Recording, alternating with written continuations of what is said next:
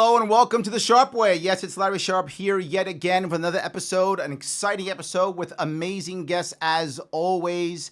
Look, if you want to join the program today, I know we usually have a phone call, but not this time. Instead, head over to our Sharpe Way Facebook page or our Sharpe Way YouTube page and put in what you want to chat. I will then check it out, and I will ask questions to this amazing guest that I'm very lucky to have today. A former mayor, a former senator, a former governor, hitting them all. I love it. From Rhode Island, Lincoln Chafee. How are you, sir? Very well, Larry. Also, I was a former Republican, former Democrat, former Independent, and now Libertarian. That's exactly right. Yes, we've got them all. I've hit them all. Yes, Republican, Independent, Democrat, Libertarian. That spells riddle.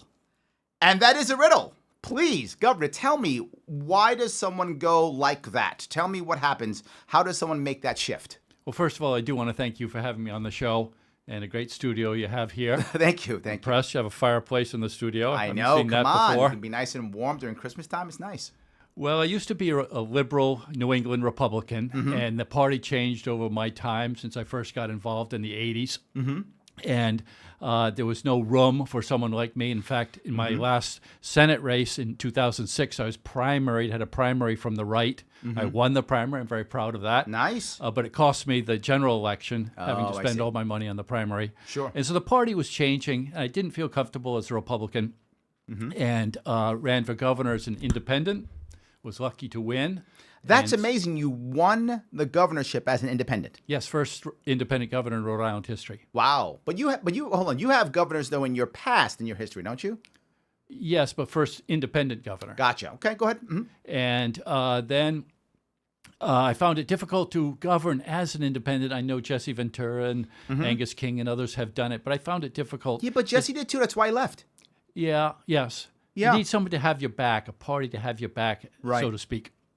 And so I became a Democrat and finished my term as governor and then put my toe into the water in the presidential race as a Yep. Democrat. But through all that, Larry, I had never changed on what I believe in. I've always been one to take care of the books, Yep. make sure we don't have deficits as a mayor and as a governor and as You're a also senator. an anti-war guy. I mean, Yes. I care remember deeply when you about these foreign entanglements that when you suck the ran in the lifeblood out of our Democratic treasury primary. and our people. Yeah, the Democratic primary for you, I remember that was a big deal for you, right? You were really Yes. one of the reasons, I remember you spoke about this, one of the reasons why you were running, I'm sure there are many of them, but many of them, one of the reasons was anti-war, right? Yes, and you 'cause thought the- Hillary was too much, Yes, a hawk. too much of a hawk, And sure. she voted for the Iraq War, and I just didn't want our nominee again, like John Kerry, to be a war supporter, a Iraq war supporter. Right, so have you always been anti-war? Well, I grew up in the Vietnam era. I just missed the draft myself, but certainly my friends went off, and those that came back were scarred forever. So Yes. the ramifications on all levels of unnecessary wars was something that stuck deeply with me since I came up through that Vietnam The only era. candidate, And I vowed to myself, never again, never again. And when the drums started rolling and the bugles calling for Iraq, I said, I just don't think they're weapons of mass destruction. And I was right. well, it's funny, if you look at now the Democratic candidates, who everyone's talking about because of debates now, right? In the debates, kind of the only really anti-war candidate has been Tulsi Gabbard, and she hasn't necessarily been anti-war. She's been more anti-regime change war. Do you make that definition? Are you anti-war or are you anti-regime change war? Well, I'd also add that Senator Sanders voted against the Iraq War as a congressman. So okay. I'll give him his chops for that. Sure. And Tulsi, certainly, Congressman Gabbard's been good on that. For me, it's only when necessary to defend ourselves. And too often we get into these quagmires, these endless entanglements without doing our due diligence. And it's just not fair to our people and to the taxpayers that have to support it. Yeah. So I look at, and me being a veteran, I'm a veteran myself. I don't know if you know my background, Yes, but I I do. was in the Marine Corps for Yes. about 7 years. And I spend some time talking to vets. And I find that when they come back, particularly combat veterans, Absolutely. but non-combat too, when they come back, they're often lost. They often can't find that home again, and we are not doing a good job of helping them out. I think that's a common problem. I see it often. And what I often see when people talk about anti-war is the damage and the cost. I also think about our veterans, right? When they come back, how about them now, right? That is an issue that I have. Do you have any view on that? The VA and things of that sort? Absolutely. After Vietnam in particular, those poor people that came back and what they suffered with for years and decades. And the cost, not only to the individual, but for the rest of us, for the care, as you mentioned, they absolutely should have the best care. And it is expensive. So if we don't have to get into these entanglements, let's avoid them at all costs. And so I let's did not, now as go I said, to... I was not drafted. My dad served in Guadalcanal in the Korean War.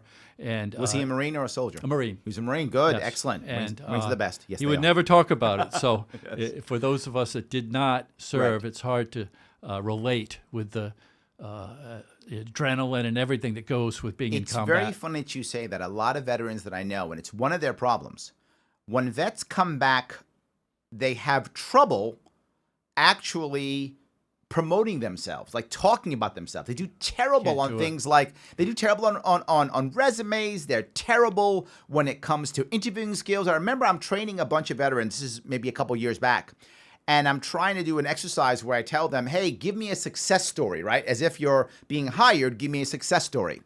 And while we're talking, I have one guy who's just fighting me. He won't give me a success story. He won't do it. And finally he says, well, yeah, I saved a guy's life once.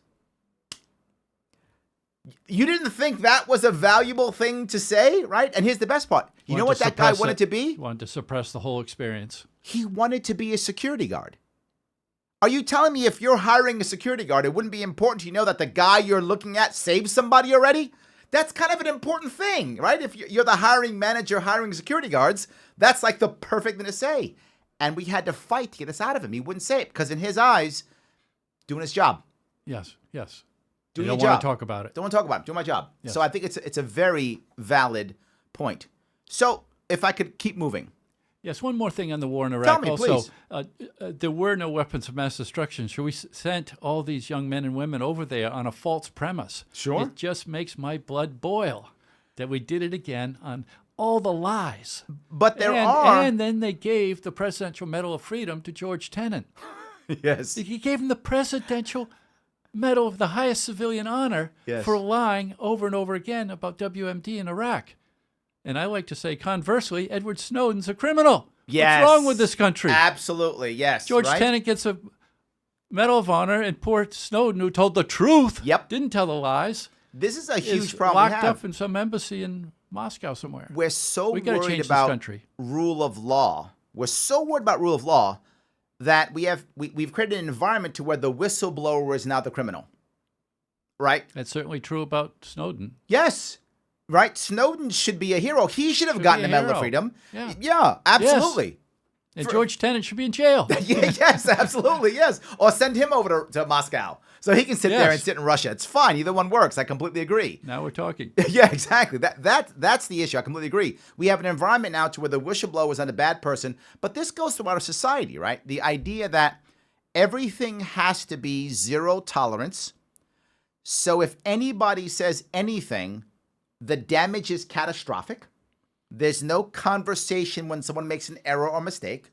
So you have one or two things. Everybody's telling on everybody for every little thing, or everybody's mouth is shut. There's no middle ground of conversation to make change. We're so worried about punishing the bad guy, which of course you should, I get that. We're not worried about stopping the behavior. Well, that's why the Libertarian Party's so good. It's That's what I'm saying. Way. See that? It's another way. There Finally. we go. I like this guy. You're rocking and rolling, my friend. I like that. Yes, that's exactly correct. I've been a Democrat. I've been a Republican. Yes. They both got us into Iraq. That is exactly true. With lies. Absolutely. And this is the thing that you find, I think, with most libertarians. They're not only against regime change and wars. They're against wars in general. Yes. Yes. Just war in general. Why are we doing this? Why are we using force when we're not attacked? But let's go to the WMD world, right? We're talking about that now. There are WMDs in North Korea. We know this, right? That's a fact. There probably will be soon WMDs in Iran. Does that give us the authority, in your eyes, to go to war? Well, by WMD, I'm assuming nuclear weapons. Mm-hmm. And you just have to assume, in my view that in this dangerous world we live in, Pakistan has nuclear weapons. That's correct. India has nuclear weapons. Yes. Russia has nuclear weapons. We just have to have a better way when we're dealing with such powerful forces of destruction, whether Iran gets them or North Korea has them. It's inevitable that they're going to proliferate unless we work better together. We're getting away from nonproliferation, regrettably, which was Reagan and Nixon and some fairly hawky type people. But they also worked for nonproliferation. So we need a better way. And I believe it's the libertarian way. Does they're so that strong mean on avoiding these endless entanglements? So you think war is not the answer here? Absolutely not the Okay, answer. good. The hard work is diplomacy. Yes. The hard work is trying to avoid war. Yes. And it never goes recognized. We avoided war. You know, I spoke about this. Those people, those diplomats that do that successfully, we'll never hear from them. I spoke about this about 2 weeks ago. The idea of when we decide that someone's a bad guy versus a good guy, right? We do it very often. And These who guys says are they're bad guys. Yeah, who says they're bad? We do, 'cause we're good. We're preached to. Yes, we're good, right? So those guys are bad guys. Chavez, bad. I don't believe it. He's not bad. He wasn't bad in Venezuela. Now the new guy, Maduro, we're all being brainwashed into Maduro bad. Well, what I'm saying is no matter what, we're saying that the other guy is bad, right? Okay. And when we do that, it then becomes black and white. And then how can you talk to this guy because he's evil, right? We demonize the other so much that now we can't talk to him. And I brought this up a couple weeks ago, right? We did this in World War II. We had unconditional surrender. Unconditional surrender means the Germans and the Japanese weren't going to surrender because they didn't want to accept unconditional surrender. If we were to just talk to them, Larry, you saying talk to Nazis? Yes, if it'll end a war. Talk to them, yes. How about instead in 1944, when the Germans were trying to kill Hitler, we actually would have talked to them and said, hey guys, Germans, give us your top Nazis and we'll talk peace. We would have ended the war in 44. Gone to Japan and say, Japan, we won't take your emperor. They all thought we would take their emperor. And we didn't anyway. We're not going to take your emperor. Let's talk peace. They would have ended the war in 44. No Okinawa, no Iwo Jima, no D-Day, no millions of Jews killed in the last year of the war. All these people don't die. No Hiroshima, no Nagasaki. No Nagasaki, no nuclear bombs. All gone because we're going to be righteous. Well, we that's do what that constantly. Churchill said, I'd rather jaw than war. Yes, absolutely. And I think we really lost that. So can I totally shift gears for a second? Of course. It's your show, Larry. This is local issues which are going into other areas. I'm going to see if I can grab. This is actually from the web. This is a guy named Dark Prime on YouTube. He says, "What do you think about Trump's proposal to make vapes and e-cigs illegal?" Now, Trump was talking about that in New York State. Our Emperor, His Majesty Andrew Cuomo II, he has deemed by royal decree as of yesterday that all the flavored e-liquids are now banned. Do you have a feeling either way on this? Well, people are going to use them. And just as prohibition, people are going to find a way to drink. You mean prohibition doesn't work? Yes. No, it didn't work. Oh, my God. Now there's a black market for vaping. Oh, my God, yes. It just... so if that's what he wants, to all of a sudden make this a black market where people in the shadows are making the money and the people that want to vape all of a sudden are going to jail or getting fined or whatever the penalty might be. I just don't think that makes sense. But there's an emotional aspect to this, People right? are going to do it. But there is an emotional aspect. I mean, children, I guess, I don't know who they are, but supposedly children have died from this, right? So there is an emotional aspect, right? Nobody wants kids to die. So isn't someone going to say, evil Larry, evil Lincoln, you guys want babies to die? I haven't heard of an epidemic of children dying from vaping. That's true. There is an epidemic, but I think 6 died. I think that's correct. I think 6 kids died since 2012. So take it away from all the other people that want to vape? My issue here has always been the same. And I said it earlier today, and I'll say it again. If your child died because of a vaping product, I feel horrible for you. That's a terrible thing. I hope that you don't lose your child. The reality of it is the kids who died, they died from illegal black market products. So the reality of it is the e-cig or the e-liquid or the vaping product didn't actually kill your child. The black market killed your child. we should be trying to avoid the black market so no one else has to Why feel would a that pain. child vape? Because they grab it off, they grab it off of someplace where they can get it, right? Because they can't get it anyplace else. In many places, you can't get a THC vape; it's against the law. You can't get a certain type of vape; it's against the law. So they get black market, right? Some of them they can't get it because it's 18 or 21 years old, so they get it anyway, right? So that happens. So I get it; it's terrible, but let's not have a black market, right? There's always an unintended consequence that people often don't see. Yes, as you say, once you go off an emotional. That's exactly like after 9/11. We've got to go hit somebody right away, and everyone's emotions. They were angry. They were scared. Yes. And here we go again. 6 children died because of vaping. So now here comes a whole new black market. Absolutely. And what's going to happen is more kids will die, right? This will actually kill more children. This idea of I'm going to do something symbolic because I care will actually make it to where more people are going to die. So let me ask you, if you're tomorrow, you're governor of New York, right? I know you're not a New Yorker, but sake of argument, right? You're governor of New York. What do you do about vaping? People are complaining about this and worried about it. What do you do? Trump is talking about it. What's your action?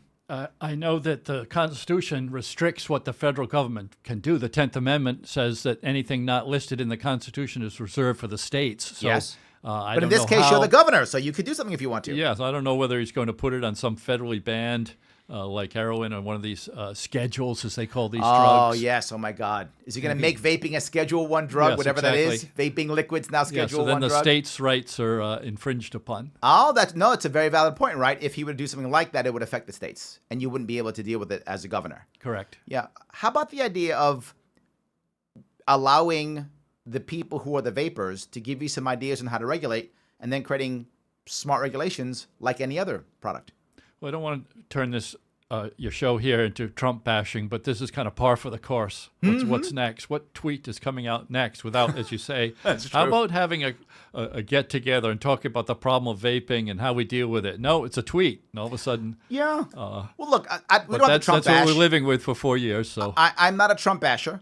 Too many people I know have put Trump into 2 separate boxes, which drives me personally crazy, but it doesn't change anything. One, Trump is either the most evilest guy on the planet we've ever known, and he's the root of all problems. My car broke down, Trump did it. Right, doesn't matter. That's person one. And it's all the Russians' fault. Yes, exactly. And the other one is he's the God King.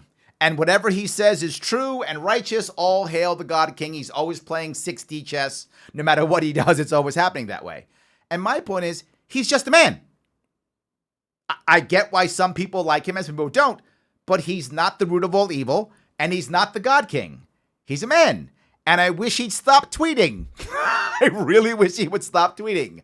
This is how I look upon Trump. So I'm glad you said it. So if you're governor of New York, for some reason, you're telling me that you just let vaping go. Yeah, I don't see it as the top priority of issues we have to deal with. Certainly the deficits that are $1 trillion this year. Absolutely. Getting out of these entanglements in Yemen and trying to foster better relations with the North Koreans, the Iranians, and the Russians. And there's about 700 or 800 better economy, vape shops. Lower taxes, all these. Sure. This kind of work is probably where we should putting our energies rather than who vapes and who doesn't. You've brought up the monetary issue, and I'm going to stay on vaping for a couple of seconds because it's New York State and it bothers me a lot. I covered a lot of vape shops while I was running for governor last year. I must have gone to dozens of them. And every place I went, I found dedicated people who were trying to quit bad habits, creating community, and it was a wonderful environment. And there's, I think over 700 vape shops in New York State. All of those vape shops are going to be crushed. Right now, already, they're seeing a 30 to 60% decrease in sales already. That means people are going to start losing jobs. That means stores get closed down. That means entrepreneurs get their hopes crushed. And New York State's already losing 150,000 people every single year. And on a crazy thing, literally, I was in D.C. last week. I was this weekend, and I was emceeing a government blockchain event. And this is out of the blue. People start talking about how New York State has a problem with business attrition. These are people not from New York. So outside of our state, they know we have business attrition. And now the vaping industry gets hit. it just makes things worse. We're not getting that the more you punish, the more the little guy gets punished, and then you stifle innovation and you stifle entrepreneurship, and you wonder why everyone's leaving. Yeah, it's all terrible. the small stores are suffering under Amazon anyway. Now Yes. here comes another sledgehammer blow. So I've got Amazon on one side, I've got the big box Walmart on the other, and I got the government in the middle smacking me in the face. Absolutely. No more mom and pop stores. Yes, gone. All right. If I could switch topics again, if you don't mind. Yes. This is from, again, from YouTube. What is your opinion on Beto O'Rourke's statement, hell yes, we're going to take your AR-15s? Well, Larry, as a candidate for president when I was a Democrat, answering that question, I said, nothing's going to happen with any kind of restrictions, whether it's AR-15s, 17s, whatever, assault weapons, without everybody getting together, whether it's the NRA or other Second Amendment advocates. We've all got to get together and decide what works best without the threat of coming to take away your guns. And some of these discussions about how we deal with assault weapons or such high caliber weapons and the like has to be done with everybody together. So I'm not just saying this to the Libertarian, which is pro-guns, Sure. but I said it to a Democratic audience. Sure. And I like to be consistent. We all need to get to the table together on these issues. So the worry I have, right, two worries I have. Number one is if you do the get-together, I think the vast majority of Americans, pro and anti-2A, will almost all agree on the idea of better background checks. That's a common thing that most people agree with. Even the Libertarians, for my short time in the party, it might correct me if I'm wrong, the statement of principle says no restrictions. Correct. Yes, absolutely. What I'm saying is you mentioned everyone getting together. Yes, I'd So like to I'm see that saying- on background checks and some of these other issues. Now, say it again? If it is on background checks and some of these issues, if the NRA can say this is something we can agree with, and even the most radical Second Amendment advocates say, okay, this is something we can agree to, that's the only way it's going to get passed. In my view, anyone because who considers too many themselves- Americans love their guns too much is just the truth of the matter. Well, the reality is, if anyone would self-identify as a radical Second Amendment supporter, they're going to say nothing, right? They're going to say zero, nothing. I'm going with your point, which was if we get together. And the one thing I think most of us can get together on, if you looking at togetherness, is the idea of a better background check. If that was proposal put to you, how would you feel about that? Would you say, yeah, we can do background checks, or not even that? If everybody got together, 90%. 10% are going to say, nope, nothing. I think everybody 90% say, we need 100%. 100%. Yeah. Oh, Otherwise, okay. it's not going to pass. I like That's that. my 100%. experience. I love it. Okay. That's real democracy. 100%. I love it. That's awesome. I love it. Ken Molman says he's enjoying the interview. He asks if your perceptions on firearms have changed since you moved to the West, or are they the same? Well, I worked out west after college. I spent 7 years in Montana and Alberta, Canada. So this isn't my first exposure to how much Westerners love their firearms. But I'll even say, even in Rhode Island, surprisingly to me, as I campaigned throughout the state, that this issue would come up on gun ownership. And oftentimes it was a single issue for people. Yes. They wanted to know if I was going to stand up for their Second Amendment rights. And if I wasn't, they weren't going to vote for me. And it just surprised me, even in Rhode Island. Yeah. I think you see it in New York, too. Downstate, Yes. New York City, Yes. you don't see it at all. I mean, Right. downstate New York City people, the vast majority are like, take them all away. Nobody should have guns except the cops. Let them oppress us. We're happy with the cops oppressing us. That's how most people in New York City feel. I mean, it's probably 8-1. I mean, lots of New York City people think, get rid of all the guns, cops only. But when you get upstate, Yes, you ran for governor, so you know. things change. At these forums, and people are asking you questions. And it's definitely different. yes. Absolutely. So, good. All right, let me see if I can grab another question if I could. Are you there? There has been some rumor that you were considering running for the president under the LP ticket. Do you think that you have credibility to do such a thing? Or are you considering doing such a thing? Is that rumor true? Not true? Well, when I moved to Wyoming, I registered. I went down to the county board of canvassers to register to vote. and I didn't want to be a Republican. I didn't want to be a Democrat. So I looked at the Libertarians and looked at their statement of principles and their preamble and learned a little bit about them and said, that's what I'm registering as. And 3-4 months went by, and some reporter picked up on it, and then people started asking me about how I wanted to be involved in the party. So it's a new experience. I just registered. Oh, I like that. So people like kind of March. came to you and that kind of thing. Yes, I had kept my head Love down, my mouth that. shut. And, No, I happened to me too. So I'm glad. Yes, same and you thing. said earlier before the show started that you said I'm new. You are, Larry. I'm new to the party. I got involved in 2012. Well, that makes me really new. That's true. Yes. I registered in March. So, Absolutely. Yes. A lot to learn. Yes, that's good. No, okay. So But it's I'm a rumor. enjoying meeting new people and new thoughts and definitely a new direction for the country. We desperately need that. Robert asks, is there a way you think you could help to unify the party? I think Gary Johnson was trying to unify the party, I think. Is there a way that maybe someone with your stature, being an elected governor like him, is there a way you think you can help unify the party now that you've joined? Well, as I said, I'm learning. I'm just learning about the different caucus groups. And in every political party, there are factions. Of course. So this isn't unique. And it's always good if you do get united. Sure. And so anything I can add to that certainly would work towards that goal. Okay. Well, talking about factions, let me go to a totally different side if I could. You find people, again, I'm going back to Democratic primary because it's happening now. There are a lot of people now with who are on the Libertarian side who like Andrew Yang, to a faction within our party, right, that like Andrew Yang. Some of them really like his idea of UBI, Universal Basic Income, that you have $1,000 per month to every American. Do you have any view on that? Well, I think what the Libertarians like, he's an outsider. That's true. Yes. And then some of his economic proposals. But I'd say in this climate we're in now, anybody that's an outsider is a good thing. Okay. Certainly true for Trump and in a way for Bernie Sanders back in 2016, that phenomenon that occurred with Sanders. He was kind of seen as an outsider, an authentic outsider, not BSing us.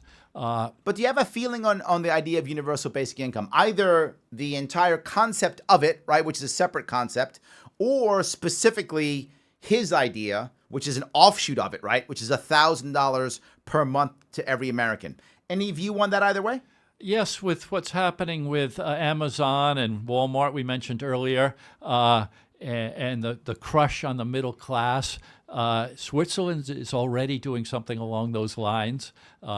It's almost like Karl Marx was right back in 1850. There's got to be a system for the displaced worker. And, you can argue whether Marxism or socialism is that system, but now Yang is coming up with another system to help the displaced worker.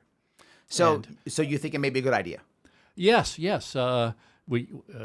Worth looking at. I will say about Yang, though, I like somebody that has some elected experience myself to see how they have performed under pressure in an elected. He doesn't have that experience. Well, he elected. does body surf. Yeah, but he hasn't been elected even dog catcher or something. And Trump's our first president that hasn't been either a general or held elective office.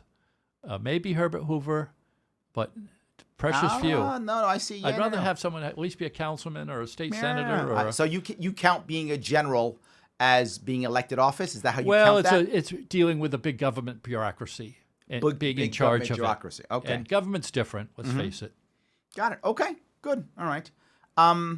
Do you feel like the war on drugs right now, and this is from John from Facebook, do you feel like the war on drugs is succeeding, failing? Should all drugs be legalized? Should some be legalized? Well, what do you feel on that? Firstly, the war on drugs, I think it's a massive failure. And look at all the corruption in South America and Central America and those poor governments that have to deal with our mandates on what they have to do with interdiction and substitution and eradication, all these programs that we mandate they do with our money that we spend down in these countries. And it all goes underground. Right. And then the police get corrupt, and then the banks get corrupt, and then the courts get corrupt because there's so much money in this industry underground. So I think it's been a massive failure, and I would propose, if I were president, the United Nations take up a summit on what we do with illegal drugs and which should we make them legal and how we make them legal. Does that include some of the more radical ones, opium or whatever, heroin, all these things, and how do we deal with it? All these countries that produce it, and they're always going to produce it. Sure. No matter what we do with substitution, eradication, and interdiction. If you go UN, though, aren't you going to have a problem with a lot of the countries who kind of like status quo and kind of don't want to legalize anything? Right? There are many countries that actually enjoy the status quo. Like you said, they're making money off the war on drugs. Right? We're paying them to do Larry, this stuff. I think the criminals are making the money. Well, sometimes the government and criminals are the same. Well, yeah, but I mean, depending upon what country you're in. But the poor people get caught in the crossfire. Yes. And I think whether it's Colombia or Uruguay or some of these Central American countries that are known for producing Peru, cocaine and the like. A place like Turkey. They would probably, yes. Let's go to Turkey. Or Afghanistan. No, hold on. Turkey, Afghanistan. Afghanistan might be okay with legalizing. But Turkey's been putting people in prison for life for decades. For them to actually go, oh, we were just kidding. We're kidding. Drugs are fine. I mean, that would basically turn half of their police force into criminals overnight, right? I mean, social criminals, if not actual criminals. Thailand, horrible on that. Vietnam, horrible on drugs. I mean, these have been countries that have been, cruel on their drug users. Philippines, perfect example. Oh my God, they're executing people in the streets. Yes. If you ask someone like, was it Duarte? I think that's the president of the Philippines. If you asked him, he's going to say no. If you go UN, aren't you inviting warlords to basically veto any drug change? Well, we did it with the United States with Prohibition and all the Al Capones, and of course people continued to drink, but they all made the rum runners made the money, right? And then we repealed the Prohibition Amendment. So that's probably a good example of what United Nations could do. But what was it, 12 let's try years of something. prohibition? Didn't China used to have opium dens and places where you could go legally? And so let's try legalizing this, see if we can drive it out from underground, regulate it, maybe get some revenue out of it, a little bit of revenue to help pay for our schools and our services that we need. Okay. And I think it would be a good exercise for the United Nations. Okay. Put them to work. Let's see if I can grab another. Let's hear from these countries, as you said. Maybe I'm wrong. Maybe they. My gut tells like me all the warlord countries are going to be so. happy with the way it works. They don't want to change anything. Well, maybe the criminals would, but I think they're going hand in hand in half these countries. I mean, if you were to take, you can't even get a fair trial. All the courts are. Absolutely. Yeah. If you go to a place like Philippines, Colombia, Russia, even, you get arrested for drugs, you're going to spend more time in jail waiting for your trial than you would get if you actually got prison time for your crime. I mean, you're going to spend 4 years in a Russian jail before you go to trial, and they sentence you to 2. So they say, just go home. You've been in jail for 4 years. I'm not sure those guys are going to, make this happen. Don't you think the war on drugs is a massive failure? 100%. Yes. I wouldn't use the UN at all. I would just end it immediately in the United States. And I would follow the Portugal model or close, or maybe even follow, if I had to, I would even follow the Holland model. It isn't the perfect model, but I'd follow any model that this country could accept to end the war on drugs. When I ran for governor, one of my things was I wanted to regulate cannabis like onions. Only difference was to let, if you're 18 years or older, to purchase it, right? Otherwise, just grow it like a plant. Just let farmers grow it. And my concept was, if I allow and just let it go and let the farmers actually grow, then they will create craft grows on the small farms in upstate New York. They'll do that naturally. We have that happening in New York State now with wineries, with beer distributors. That's happening already, craft brews. So we'd have craft grows in New York State. I wouldn't have to add an extra tax at all because the revenue would keep coming from businesses. And if you come here in New York City right now, if you went on your phone and looked for a cannabis app, you could have an app you could press, and you could have a guy on a bicycle deliver weed to you on a bicycle within 20 minutes, and you'd pay him right there. That's what we have in New York City right now. So one of the people teased me once when I was running and said, vote for Larry. If you like your dealer, you keep your dealer, right? Because the idea is immediately the guy who's a dealer wouldn't have to run on the ground. He'd go, wait a minute. So if I just get an LLC or an S corp, I can use the courts. I can call the cops if someone steals my weed. I can sue somebody if they don't pay. You know what? That's worth it. I don't have to carry a gun or use street justice. I don't got to hit somebody over the head with a bat. I don't have to do that. I have to break anybody's legs. You know what? I'm becoming Cannabis Inc. And then you can keep your dealer and I'll stop paying taxes. And whatever taxes he pays is more than we got. Right? So yes, well, I still say extend it, do some work with Central America because it is our policies, and it does affect how people fleeing their homes for all the drug wars that are going on, and well, let me and ask also a in crazy South question. America. In our hemisphere, we could have a good program of how we deal with the failure of the war on drugs. What if The Western Hemisphere. we simply ended all of those policies? What if we simply said, I don't care what you do. Do whatever you want. Your country, your policies, no strings attached. Good luck. Probably a lot of them would legalize it. I think Uruguay is already going down that road. So maybe it's that simple. Yes. Maybe it's a walk away policy. Maybe it's a walk away. We're gonna walk away, and good luck, Central America. You'll be fine without us. We're not gonna be there. And we'll even lead the way and legalize it here. And we'll lead the way and legalize it here. So, in your eyes, is it cannabis? Is it everything? What is it in your eyes? Oh, good question. Take it step by step. Cannabis first, and see how we do. Well, when people ask me, I say the same thing. I agree with you. I think you start with cannabis because if you start with cannabis, some of the other problems will also go away. The field will change, right? As you begin to let cannabis out, the field will change. There'll be less people using other drugs. We don't know what will happen. I agree. Awesome. All right. That's already a question you already asked. We have someone on the YouTube who asks, how do you like your steak cooked? Rare. Rare. There we go. If it's a good cut. If it's medium rare, if it's a so-so cut. I like that. I'm a medium rare guy myself, so I like that. Let me move down another road if I could. We're looking now at the idea of social media, right? We're on social media right now. We're streaming on many parts of social media. There is a push now to somehow control or regulate or... Can I just answer the state question? Don't forget your question. But the state question. Mm-hmm. Go ahead. When I finished college, Tell me. Became a horseshoer and worked on racetracks in Alberta, it's Canada. It's called a farrier, yes. Is that right? Yes. Farrier, right? Yes. And I did trotters and pacers, the harness horses. And one time, one of the trainers had me out to his farm and to shoe his horses on the farm. And it turned out he was a meat cutter. And he said, "Can I pay you in steaks?" After I worked there all day. And I said, "Sure." And he had a freezer. And he had a cardboard box, and he just threw in all these steaks. They were all marked porterhouse, T-bone, ribeyes. That's amazing. Yeah, New York strip. I never knew what any of these were, but right. I learned. So in answer to the steak question, also, ribeyes my favorite. From that experience of having tried them all. I would have the never porterhouse thought are good. So ribeye's the best in your eyes. Ribeyes my favorite. All right, I'm glad we figured Richard that one out. Remillard was the trainer, and I came back with a cardboard box of I love that. frozen steaks. So I guess I ate you're a not lot of steaks. You're not a vegan then. No, not after that experience. No. There we go. But I haven't changed. There we go. That's good. I like that. That's very good. So, all right. Let me see if I can grab this here. Do you think immigration is a federal issue, a state issue, or some other path? How do we handle the immigration problem that we have right now? And clearly there's an issue. We've been fighting and yelling about immigration for literally decades, right? How do we handle that?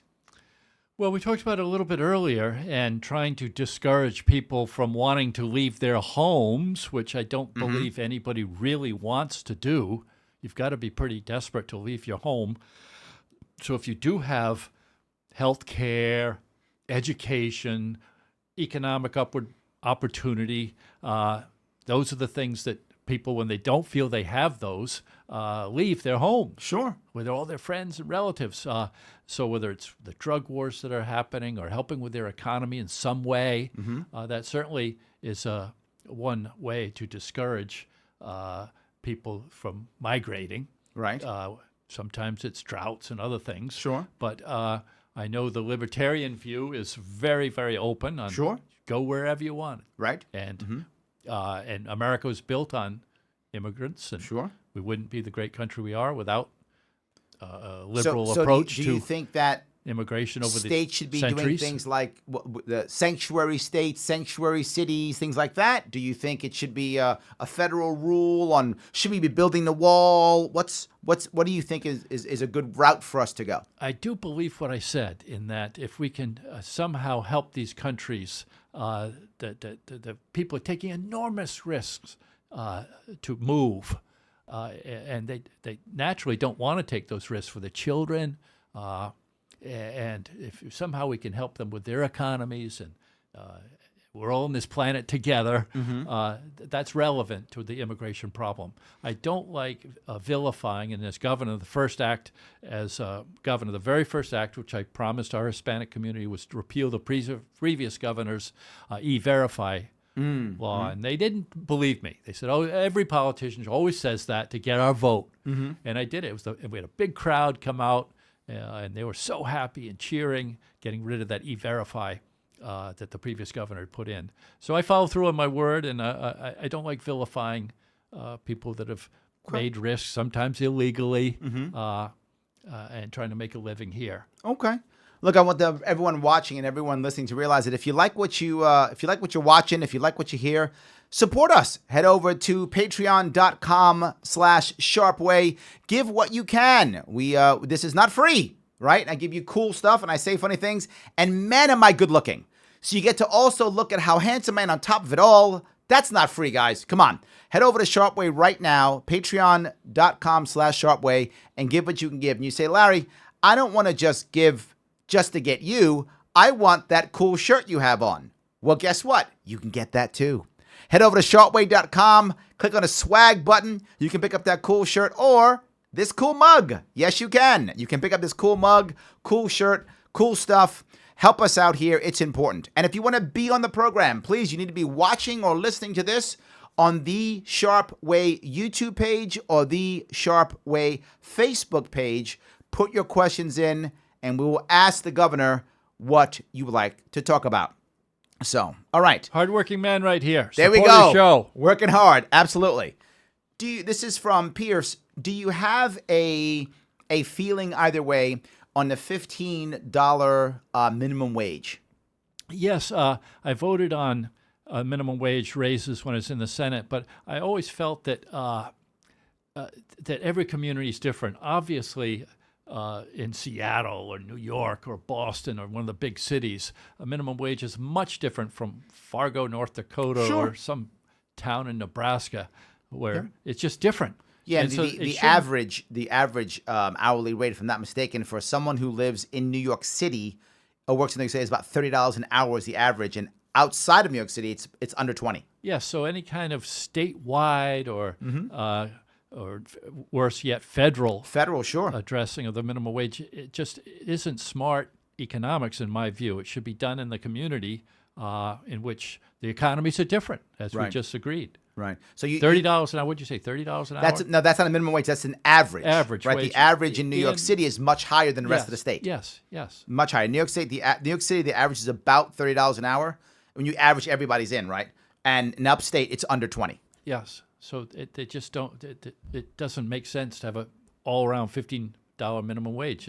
The communities are all different. So is it then okay, as you find here in New York City often, we have a king, who doesn't report and fights our emperor often, but our king here in New York City, he will often make royal decrees or pass laws and things like that. Is it okay for a city to have a minimum wage, right? In New York City, if it was up to our glorious dear leader here in New York City, de Blasio, he would probably make it $40, $50 an hour, $100 an hour. He'd do something like that. He'd say minimum wage, $100 an hour. Yeah, if you're an intern, $95 an hour. Everyone else, $100 an hour. That's what he would probably do. Well, when I was mayor, I wish I was king sometimes, but I did have a city council. I assume he does too.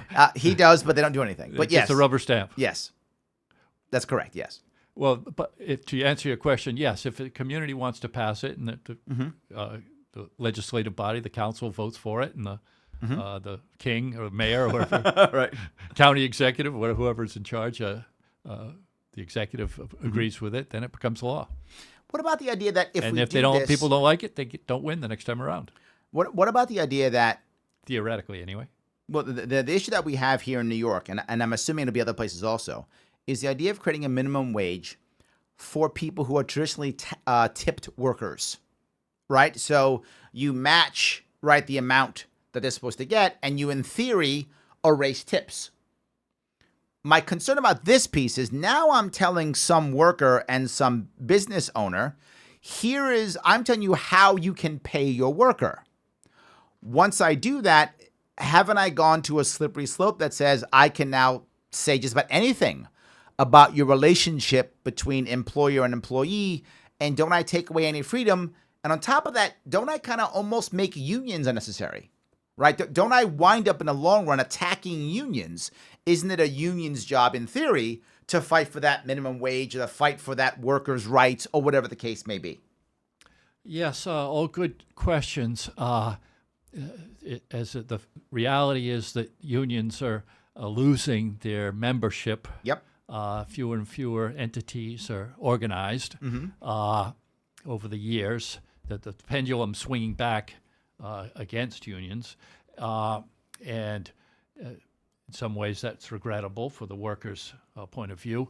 And the minimum wage with the tips.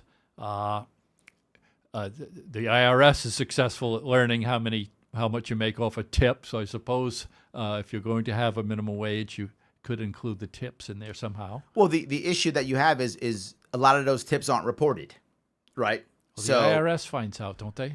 They do some guessing, right? And they're usually wrong, right? Okay. My mom was a waitress for years, decades, and she lived off tips.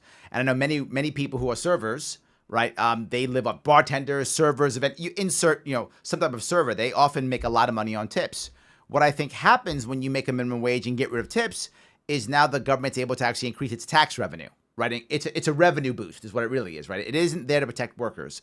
They say it is. It's not. It's there to increase revenue. So now you're getting paid the same amount or maybe even less, but now you're being taxed on more of it, and therefore more money comes to the state. It's actually a revenue grab more than anything else. Yep. But they pretend like they care about the workers. But if you look at the average server, I don't know, and maybe I'm wrong here, but I don't know servers who are running around going, I sure wish I didn't have tips.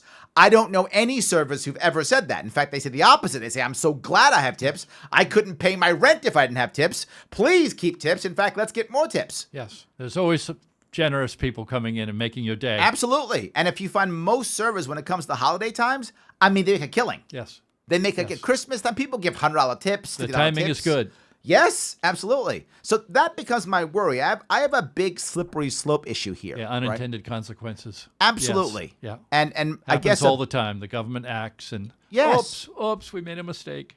Well, I guess my point here being is, why isn't a governor or mayor or council person or assemblyman, whatever the case may be, why aren't they using their position more for the bully pulpit versus using it to impose their will upon others, right? The best example of this, I think, is probably celebrities, right? Celebrities, there's some guy who's an actor, some gal who's an actor, some guy who's a singer, insert thing here, right?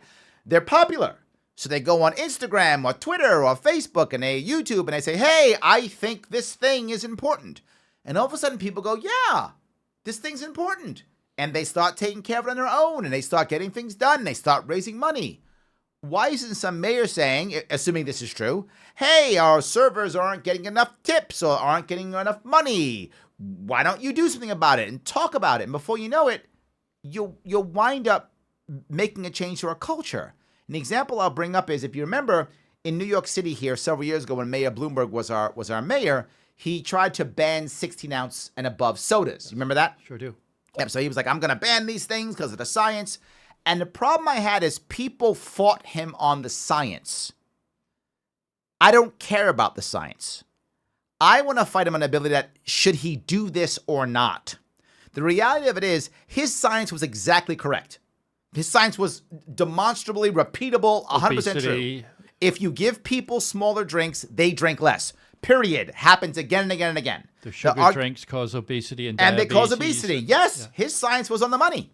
But what happened was, since he tried to force it, we fought back, and then it became a joke or a punchline. If he had simply talked about it, used the bully pulpit to talk about it, there would have been some restaurants who would have said, you know what, we're the healthy restaurants, we love you, we're not going to give you any big drinks because we love you, and people would have gone there as, oh, these are the cool restaurant people. How do I know this? Already now, this is years later, what's the new move in all the soda companies? Smaller cans. It's already happening. What Bloomberg did is waste time. If he had just talked about it, we would have gotten here faster. We would have had more restaurants adopt it. The soda companies would have adopted it because the people wanted it. Culture would have changed. And now you find people saying, I don't want the big soda. That's happening now. People are choosing to not have the big soda. So you're actually having healthier people. This is why it drives me crazy. Why are they fighting it? They should talk about it. Well, back to the original, what you were saying about how come some councilman or doesn't stand up and make an issue on some of these initiatives. Yes. I think that everyone's searching for how to address the plight of the former middle class that just got hammered. Absolutely. Whether it's minimum wage or what we do to help, they're trying to find some way. And and my belief is they're all afraid to point to the people that benefited most from the tax cuts, that benefit the wealthy and the disparity of wealth. I guess Bernie Sanders does this quite a bit. Absolutely. But what happened to this country with such a disparity? This is America. I agree. And how do we change that? It's a problem. But don't forget, the politicians all get the contributions from the wealthy. Absolutely. And so I need more of them, by the way. Remember, give me more of them, wealthy people. Yes, absolutely. So, but we'll still vote against your... There we go. I'm still going to vote against, but give me money anyway. So, yes. No, you mentioned earlier why you left the Republican Party. You mentioned why you then left being an independent. Missy asks, why did you leave the Democrat Party? What were the reason why you left the Democrats? I was so angry after my experience running for president as a Democrat and how rigged it was for Secretary Hillary Clinton. It was totally rigged. And the DNC, which is supposed to be independent from the candidates that are running, was just hand in glove with the Clinton campaign. And even Donna Brazile in her book talks about there was a written agreement between the Clinton campaign and the DNC. I mean, you might say surprise, surprise, but it's not supposed to be that way. Correct. And yes. It's supposed to be a level playing field. This is America. And then after she lost, did the impossible, in my view, the impossible and lost to Donald Trump, the whole system, including the media, spent 3 years or whatever it's been, 2.5 years, $30 million, blaming the Russians. Find me 2 people in Wisconsin that voted for Donald Trump because the Russians made them. It was just ridiculous. And it just made me sick. I didn't want to be part of that party anymore. I got it. Good. Good answer. I like that. Okay. Since you've been through the major major parties, I like to say fess up and admit you made a mistake. You nominated a woman that didn't appeal to America. And just fess up. Don't start blaming everybody else for it. Say, we made a mistake. Well, it's funny you say that. I say that often, Maybe we would have been better off with Sanders or Chafee or O'Malley or Webb, the other 4. Right. But no, it was the Russians. Don't insult our intelligence. And it was just a steady barrage of CNN, New York Times, MSNBC, Washington Post, Russia, every day on the front page.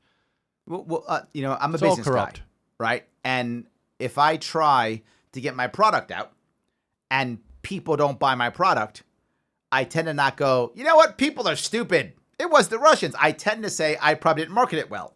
Right? Either my product's not right, or my message isn't right, or my audience isn't right. My assumption is always I've done something wrong, right? I mean, maybe the people are bad, I don't know. But my assumption I've done something wrong, right? I didn't win the governorship. I didn't do very well in the presidential primaries, and it was my fault. Yes. I'm not blaming everybody. Yes, I didn't win the governorship last year, right? I need to raise more money, right? If I'd have raised more money, I might have won the damn thing. Who knows? I've been able to get past these things. I didn't just go, all New Yorkers are dumb. No. I should have done something better, stronger, faster. I probably should have started running like 3 years earlier or something like that, right? So I'm not going to blame everybody else for this. I wish when people voted for me, obviously, but maybe I need to have a better, stronger message, right? I didn't have that build that wall like Trump had. That was brilliant, right? I didn't have that, right? I didn't have Magma, whatever it is. I didn't have MAGA. I didn't have a MAGA hat. Oh my God, I didn't have a MAGA hat, right? I wish I had a MAGA hat, whatever that was. I didn't have any of those things. If I would have had whatever the Larry Sharpe equivalent MAGA hat was, maybe I would have won the damn thing. Who knows, right? I didn't have that. So I need to be able to do that kind of thing. I completely agree. But at least you're willing to fess up and man up. 100%. Yes. I'm just not quitting. Good. I am a Marine, so when I get knocked down, I get back up. It's how we roll. That's right. We're taught we have to fight until there's no ammunition left. I still got ammo, so I'm still fighting. That's it. I'm still Larry's fighting. off tomorrow to Rochester, New York. I am. Here we are in Manhattan. Tomorrow morning's on a plane. I am out of here never tomorrow stops. morning. It's true. And He's then got ammo. For those Still of going. you who are paying attention, I will be upstate New York 4 days starting Friday, Saturday, Sunday, and Monday, all around upstate New York in the Western New York area.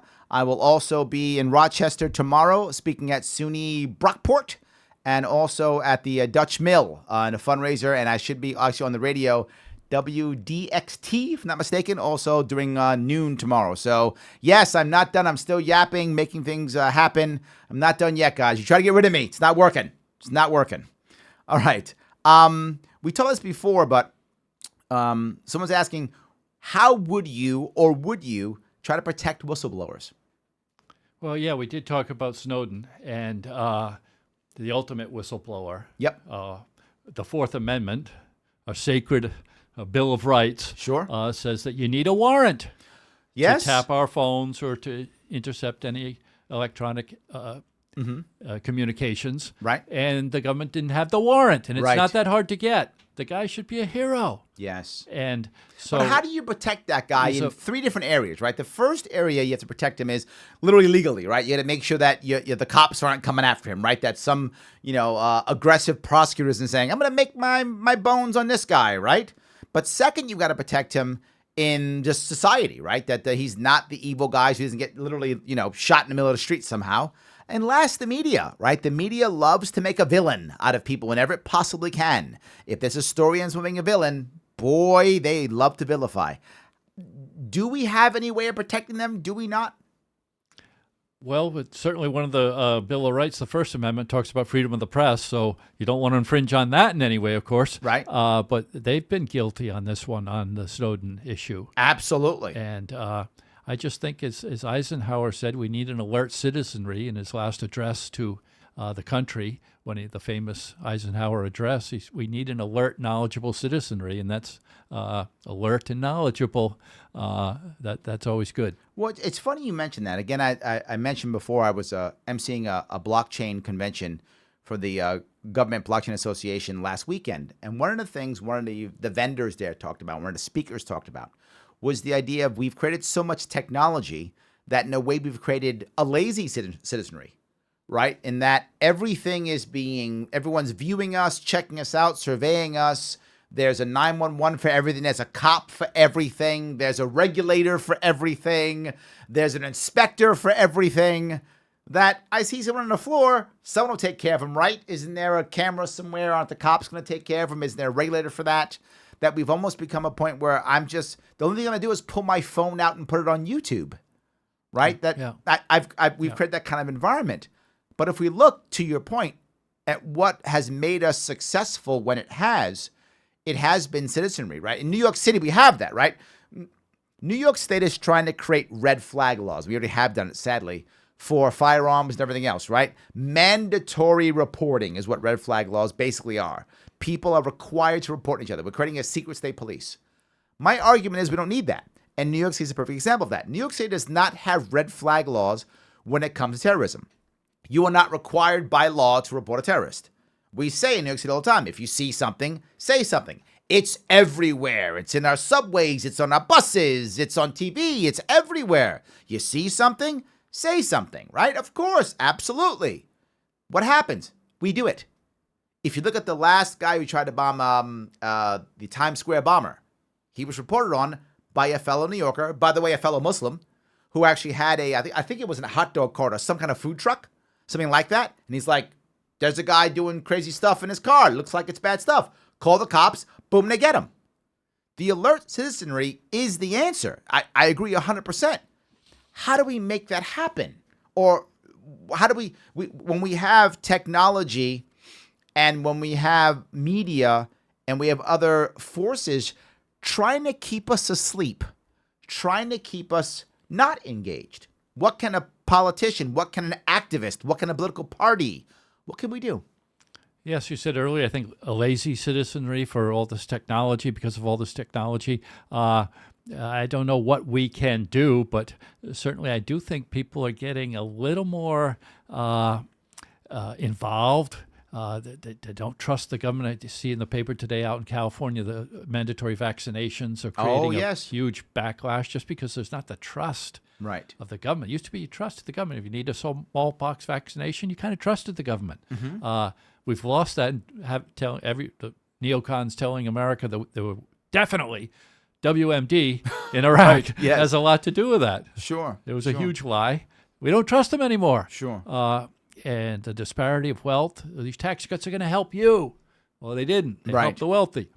So there's a So let's walk down that road. You brought it up. Let's bring up the lack of vaccines. trust, which I think makes people a little more alert, I would hope.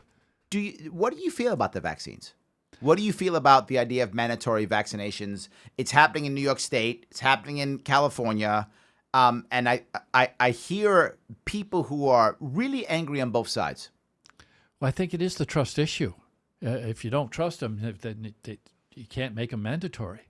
And I think I have a polio, or do I have a smallpox, or whatever I had. Nobody argued. It was 100% participation, maybe 99.9. Right. But that's different. That's changed now. We just don't trust our government. What about government. the idea of government saying to you, your kids, not here's a cool vaccine for you to take because it works and you should trust me. That's option one. But there's going option two. Here's a vaccine and you're taking it. Period.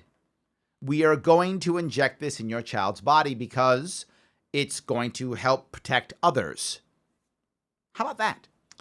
Well, that's what California's saying. Yeah, we talked earlier on, I think, on the sugar and Bloomberg on the science. He talked about the science of whatever he wanted to do. Yep. And this, again, I suppose, is whatever these vaccinations are for.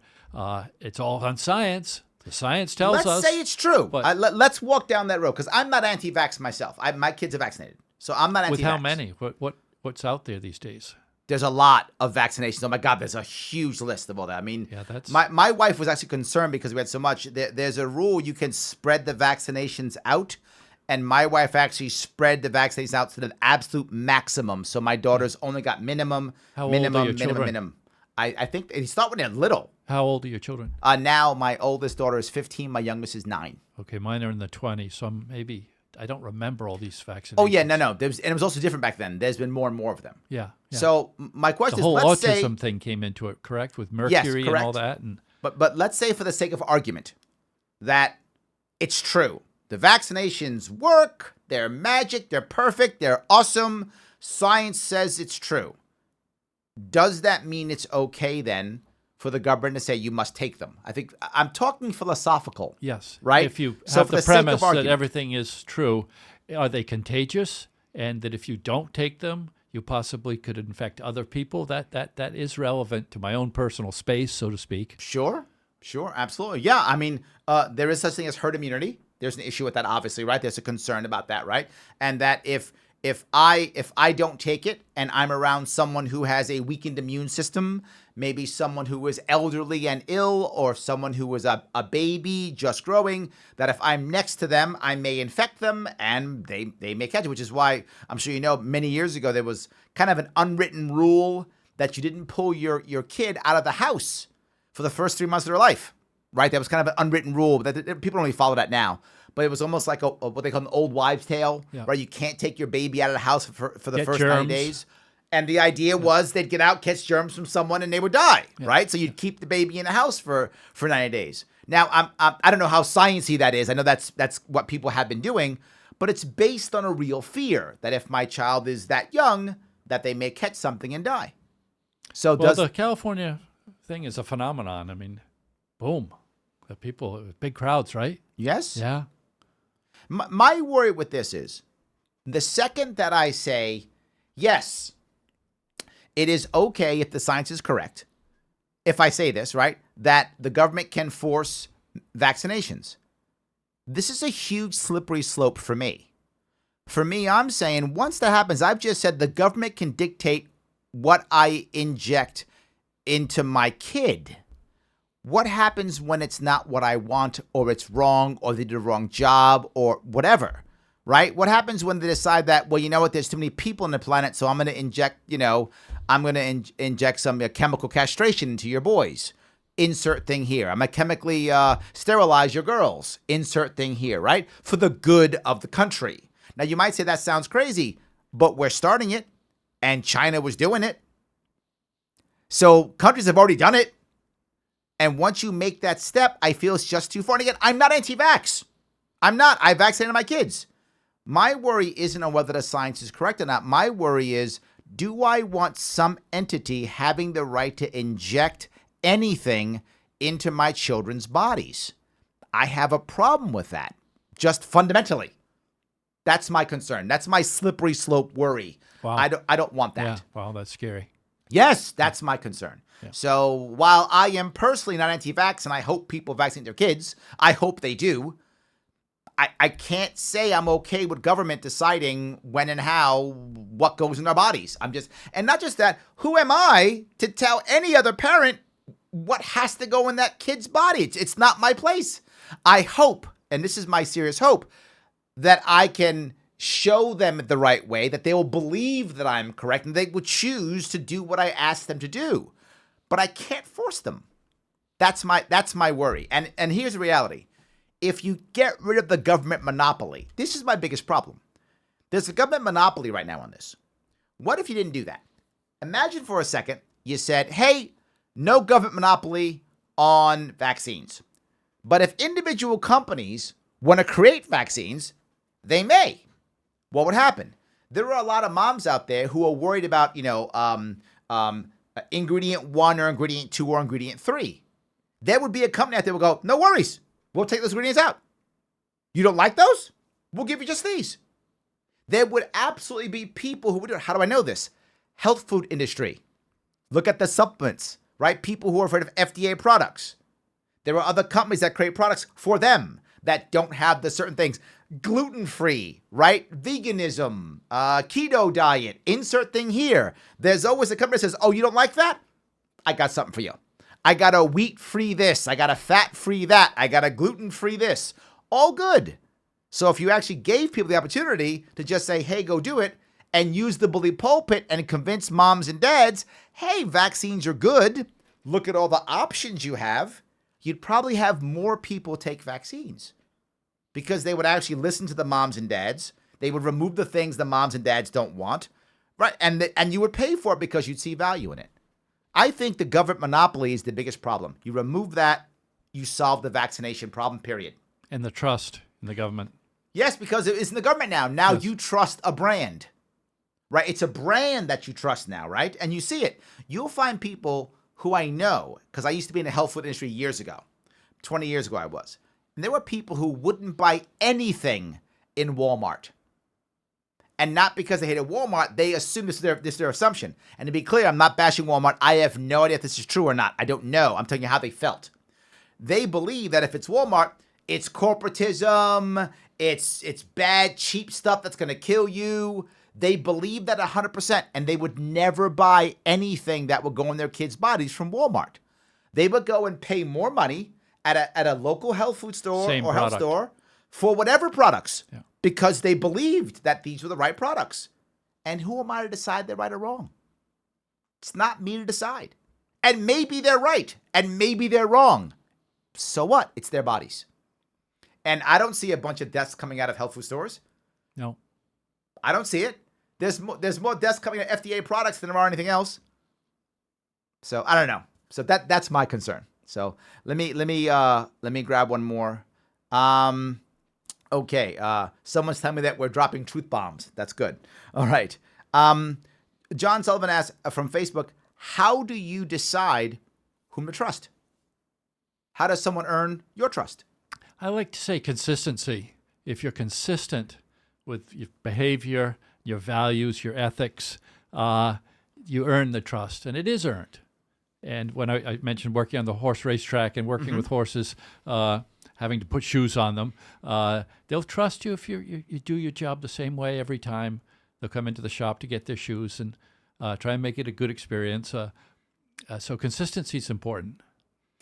Does consistency hurt you if people think you're now unbendable, right? Is there too far in being consistent? Is there too much in being consistent, or no? Oh, there's probably something to say for stubbornness sometimes, but you also want to be intellectual and absorb new information, and that's always part of growth, and being consistent in that is a good thing. Sure. I'm willing to not be inflexible. Sure. And if I find something different from what I previously thought because of new information, I'm not too stubborn to not change. Well, bringing up the flexibility piece, you've been part of all different parties, right? 2 major parties. John from Facebook asks, is there one party that you think you would feel more comfortable going into a coalition with, right? Do you think there's being part of the Liberty movement? The movement isn't as large as I wish it was. So we may sometimes have to go into coalitions, right? Maybe one day we'll be the majority and we won't have to, but we kind of do now to get things done, right? Do you feel that either party is easier or better to go in a coalition with? Well, to be honest, I have a dream of all the third parties getting together. Okay. Or whether you call them third, fourth, fifth, sixth. Yes. But I guess the 2 biggest non-traditional parties are Greens and Libertarians. Yep, absolutely. I had Howie Hawkins on here a couple weeks ago. Yes, he's a Green Party president candidate. Yep. That would be something good to give the people a really different choice. The system's broken. The disparity of wealth is real. We're not addressing the needs of the deficit and the wars overseas. A coalition of the different parties coming together and what we can agree on and just offering an alternative. But there are 3, I guess, the 3 major parties nationally right now.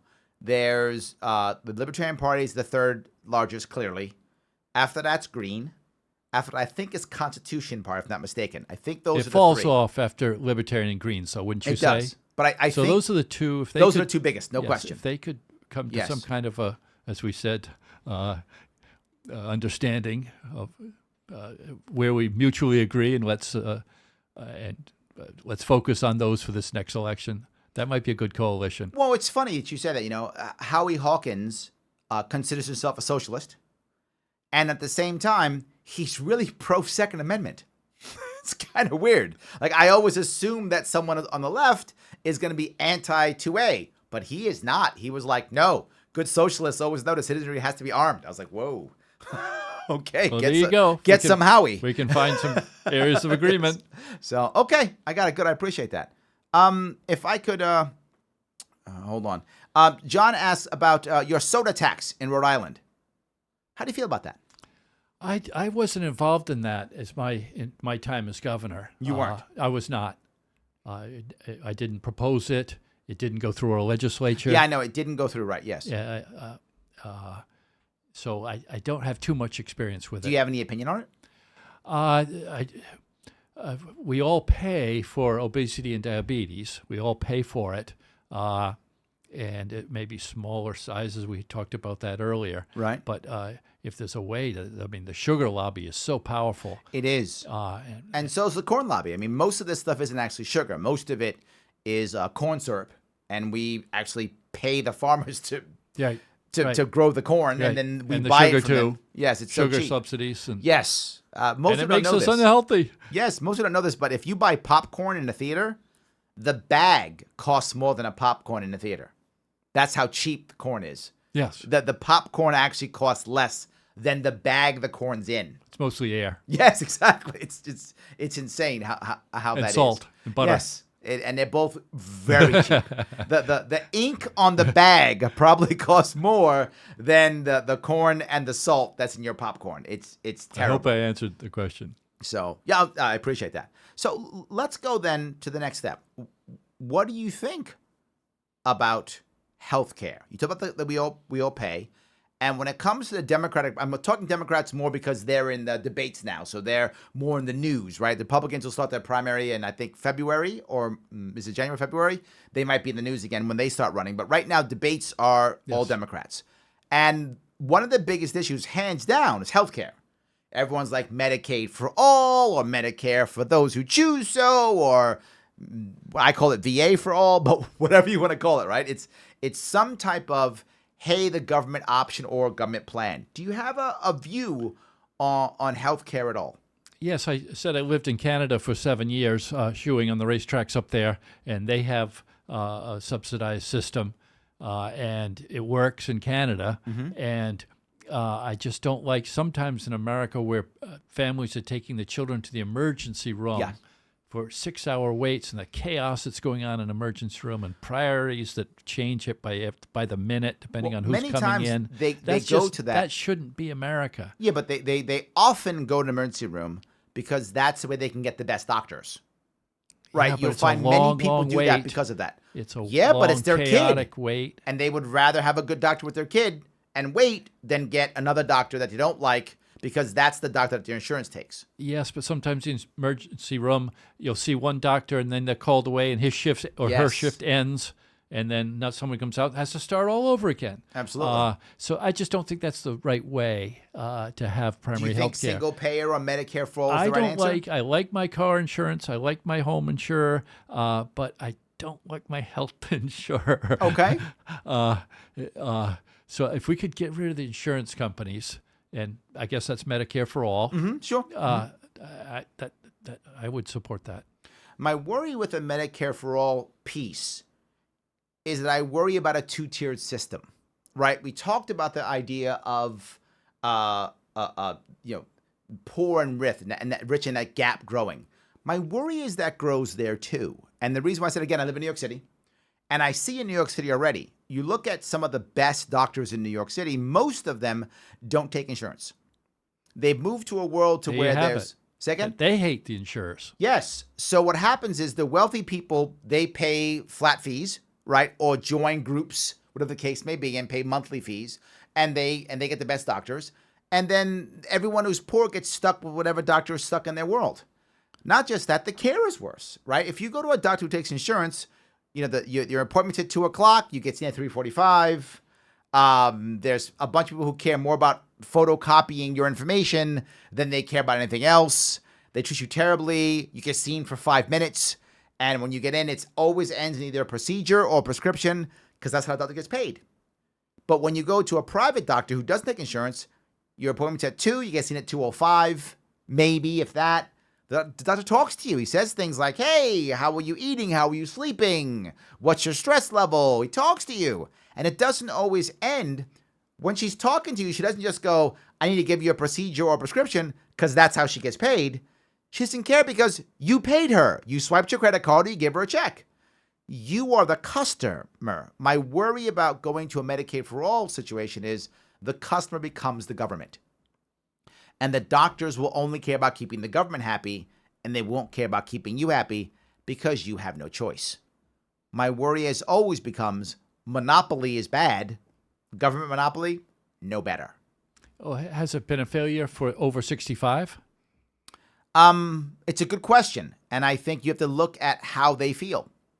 I think in general they love Medicare. I think most do. I think most like Medicare. It's not perfect, but it's pretty solid. I think most do. I agree. Canada, I think most do. whatever they have, they also seems to work. And you talked about the tiers, and the rich people are always going to find a way to. This is also a valid point. I agree. The rich people do find it, and in Europe, when they have socialized medicine, they tend to have get good health care. I'm not sure it's true in America, though, and here's the reason why.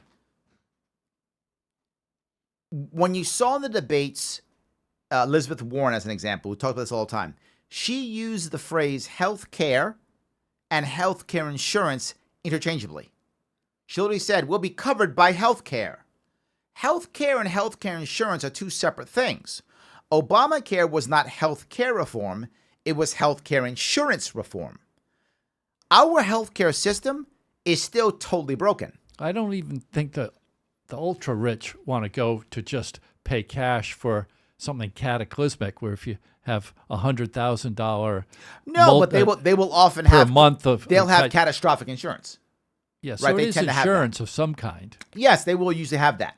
But as a general rule, you're finding things where the rich literally leave and they go on medical vacations. They go to Thailand. And it used to be back in the day, you go back 20 years ago, the wealthy would go to Thailand to get like an eye lift or a facelift or a cosmetic dentistry or something like that, right? They do something like that. Now they're getting like kidney transplants. I mean, they're getting like, medical cancer tourism. treatments. It's medical tourism. I have heard of that. Exactly right. It's Yes. medical tourism, right? So they go away and they get why? There's two reasons why that happens. One, because our current medical system, healthcare system in the United States is horrible. And second, our immigration policies are horrible. So we actually have, doctors who are trained here in America, highly trained doctors in America, and then they can't stay because of immigration policies and they go back to their countries. And it's an American trained doctor. And they're like, well, I can't be in America, so I'll go back to Thailand or Vietnam or India or insert thing here where they can work for a cheaper price. And now some rich Americans or Europeans go over there and they pay a cheap price and they literally stay in a hotel while they're getting their treatment, whatever that treatment is. It's literally a hotel. Yes. It's insane how that works. Some people come here for it. Some people do, yes. So those people also are paying their out of pocket. Yes. Right, they're paying out of pocket, of course. So the paying out of pocket thing, I think, happens either way. My worry is, in many of those countries, they don't have the one problem that we had, which is, after World War II, because of government controls, we tied all insurance to companies because we didn't want to have we had to have wage controls. That legacy has hurt us more than it's hurt other countries. They actually have better healthcare systems. We have a cartel system that's getting bigger and bigger and bigger, where large hospital groups own everything. And now you have doctor groups who own multiple doctor offices, right? Why? Because the bureaucracy is so expensive, they have to centralize bureaucracy, and that's the only way doctors can survive. Not just that, try to find, in America, American doctors who tell their kids to be doctors. Can't find them anymore. That's because of the insurance companies. Yes, that's correct. Yes, it's a they bad can't stand system. it anymore. Yes, literally, you have American doctors telling their kids, "Don't be a doctor." That's insurance never happened companies before. will drive you crazy. Yes, This week it's one thing, next week it's another. Absolutely and true. I have to advise my patients why it's a change. And sometimes those patients are elderly, and they don't understand why have I prescription changed. Well, the insurance company. Yes. So I have another question, which is a little bit off. Can I go off again? Is it okay? Of course you can. Awesome. Okay. But before I go on that, guys, if you like what you're hearing, if you like it, please support us. I need you to support us. Head over to patreon.com/Sharpeway. Give what you can give. It's important. Go to monthly. You know what? If you want a cool mug, you can get one of these cool mugs just by supporting me monthly. Not just that, you can get this cool shirt. Yes, you can. Just by supporting me monthly. It's that easy. If you do it, go on to Patreon, do that. You'll get a cool shirt in the mail. Not too shabby. Not just that. You want me to come out to one of your events? You can do that too. You can have the one and only Larry Sharpe come out to your event. Just support me monthly and you can make that happen. Well, Larry, I don't want to support you. You don't have to. Buy my shirt anyway. Go to sharpeway.com, buy a cool shirt. Tell people you support me. It's okay. You don't even have to. Just lie. You look cool because you have my cool shirt on. Because remember, I am a very handsome man. So do that if you could. All right. I want to shift a little bit if I could. I want to move over to something that a lot of libertarians are passionate about. I'm going to go back also to what I did last weekend. As I said, I was at an event. It was a Government Blockchain Association event. And there we had a person who spoke from the World Bank. Gentleman spoke about the World Bank. He started talking about how he didn't like Bitcoin. And one of the reasons why he didn't like Bitcoin is he said that many of these cryptocurrencies, to include Bitcoin, are basically money built on nothing. Right? They make money from nothing. And people, of course, fought him and said, no, it costs us money to mine for the Bitcoin, right? It costs electricity, technology. It costs us time and energy to create the Bitcoin. When in reality, the World Bank and all the federal banks and all the Federal Reserves and all the state banks, they actually make money from nothing when they loan money out. They actually make money from nothing. So I'll ask you, do you have an opinion on the Federal Reserve? I'm not an expert. I will say that. Of all the issues I've dealt with as a mayor and a senator and as a councilman before mayor, a governor, I don't have a overriding passion on the World Bank. How about just our Federal Reserve? Uh, Right now, the only person I've heard who's running talk about this, I think, was Tulsi Gabbard again. I'm sounding like a Tulsi Gabbard fan. She's the best Democrat they have, though. I'll give you that. Best Democrat they have. Tulsi talked about the idea of auditing the Fed, right? Back in the day, the big deal with the Ron Paul Republicans was end the Fed. Do you have a feeling either way on auditing? In fact, I think Trump actually talked about, at one point, auditing the Fed also. I think he did. Do you have a feeling either way? My only experience was when Alan Greenspan was chair of the Fed, and I was a senator, and I did not like, he appeared before the various committees, and I just didn't like the way the Fed steered us into the Great Recession. And the deficits, I believe, the tax cuts at the same time, the spending wasn't being cut. We're having the tax cuts that favored the wealthy, the rich got richer, and the spending still went up with a $6 trillion unnecessary war in Iraq. Of course, Katrina happened. Yep. All these costs, adding a prescription drug benefit without paying for it to Medicare, so Bush and Cheney could get reelected. That was the only reason they did it, to get the elderly vote. And the Fed just never really steered us away from this deficit spending, and that led to the great crash, in my view, of '08. And so that's my experience with the Fed. And got it. So you're not a fan. And in particular, Alan Greenspan and his performance. Okay. So is there... His poor performance. Is there a way that we begin... This is a question from Phil from Facebook.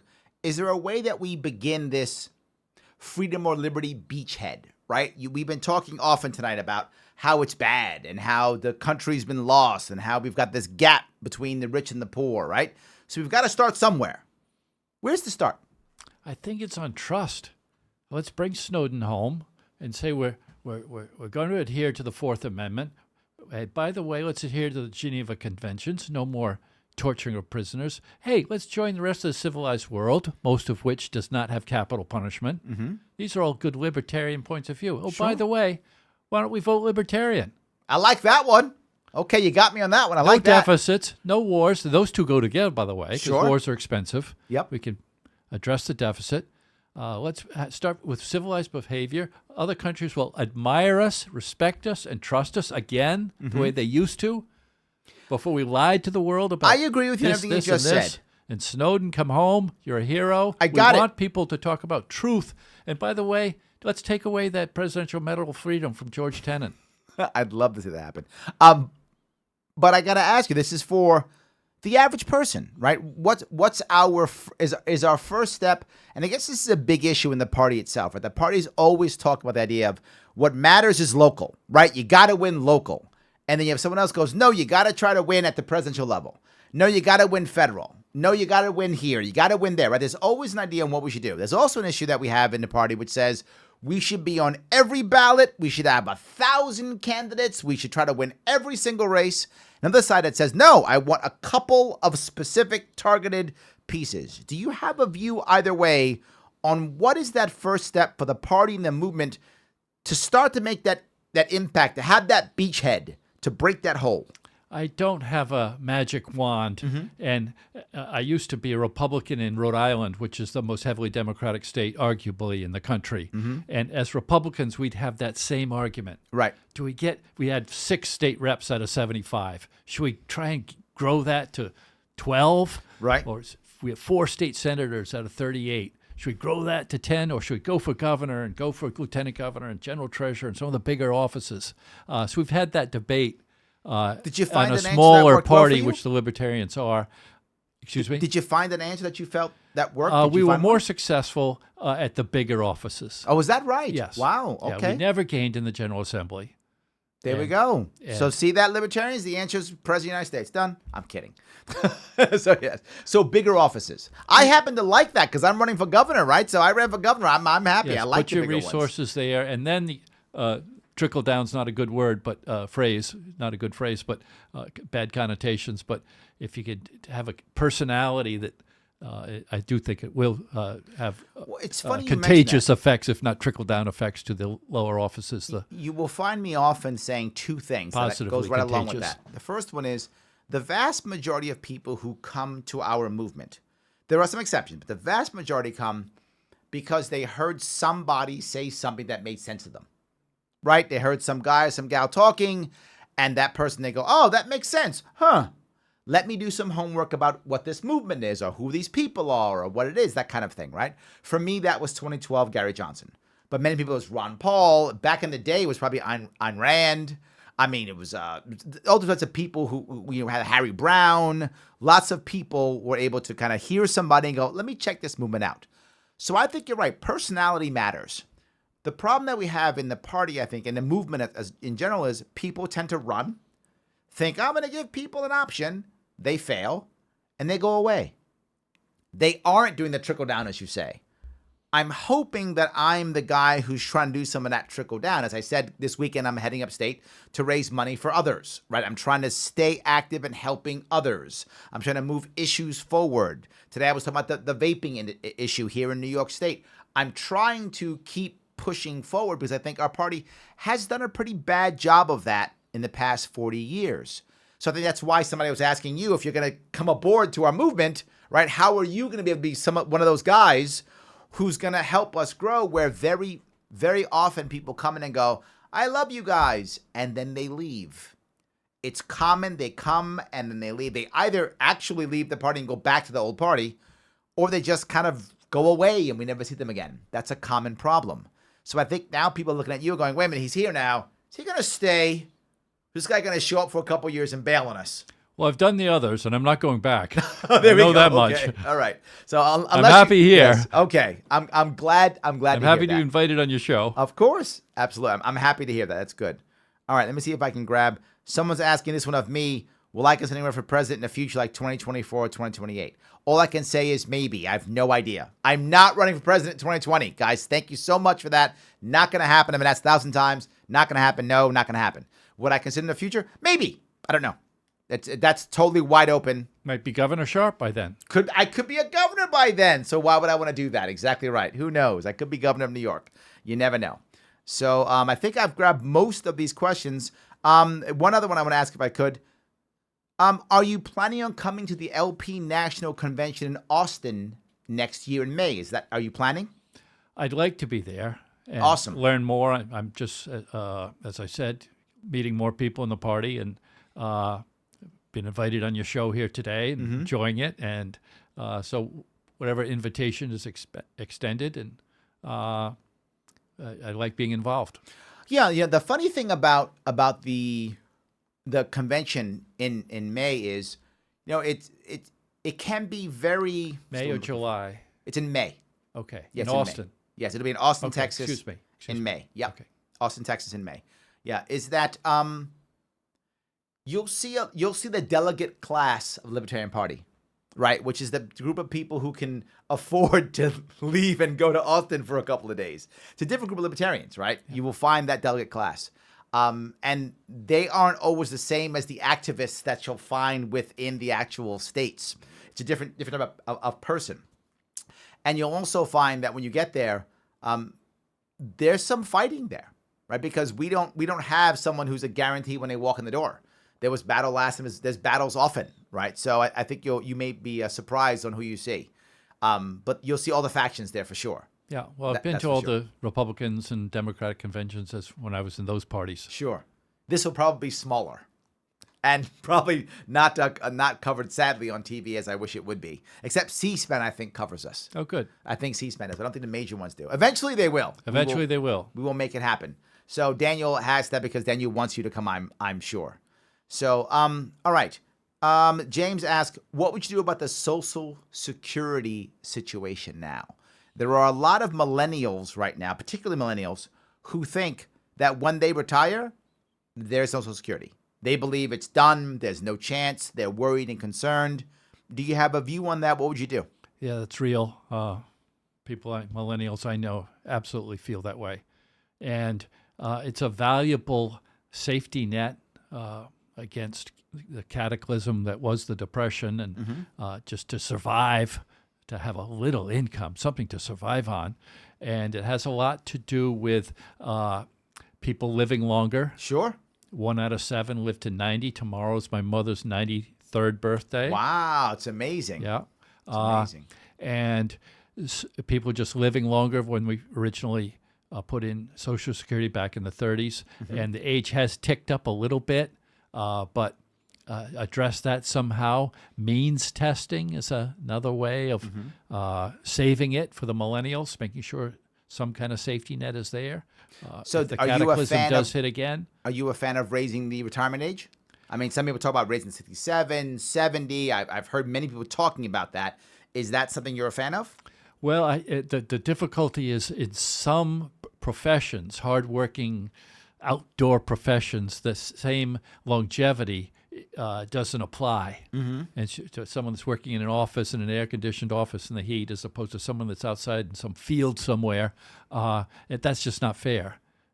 So it somehow has to be worked out for different professions as you look at raising the age. So now There's also how you, please. when I was in the Senate, we looked at this, and how you index for inflation was a way to help save it. And there was an economist, his last name was Posen, that's I remember that, it was called the Posen Plan.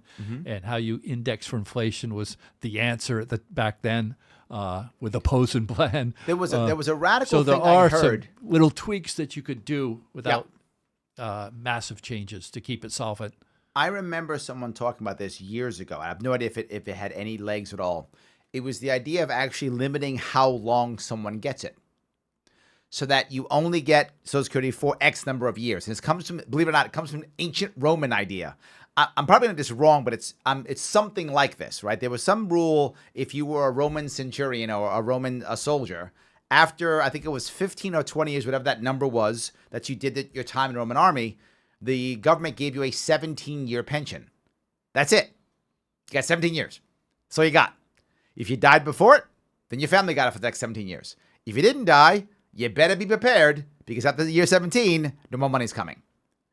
Is that an idea? Now, again, I don't know if that had legs or not. I know someone talked about it once. Is that an idea? Certainly. So you get 20 years of it. Pick when you want to start. Yes. That's it. I know now you can, if you decide to opt into Social Security at an earlier age, your monthly payment is less than if you wait. So that's already in some kind of place. If you wait till you're age 70, your monthly payment's going to be higher than if you take it. I think you can even get it at 63 or some lower age. Okay. So do you have an opinion, since we're talking about these ideas of being fair, do you have an opinion on either a fair tax or a flat tax? Either way. Do you have an opinion on either one of them either way? I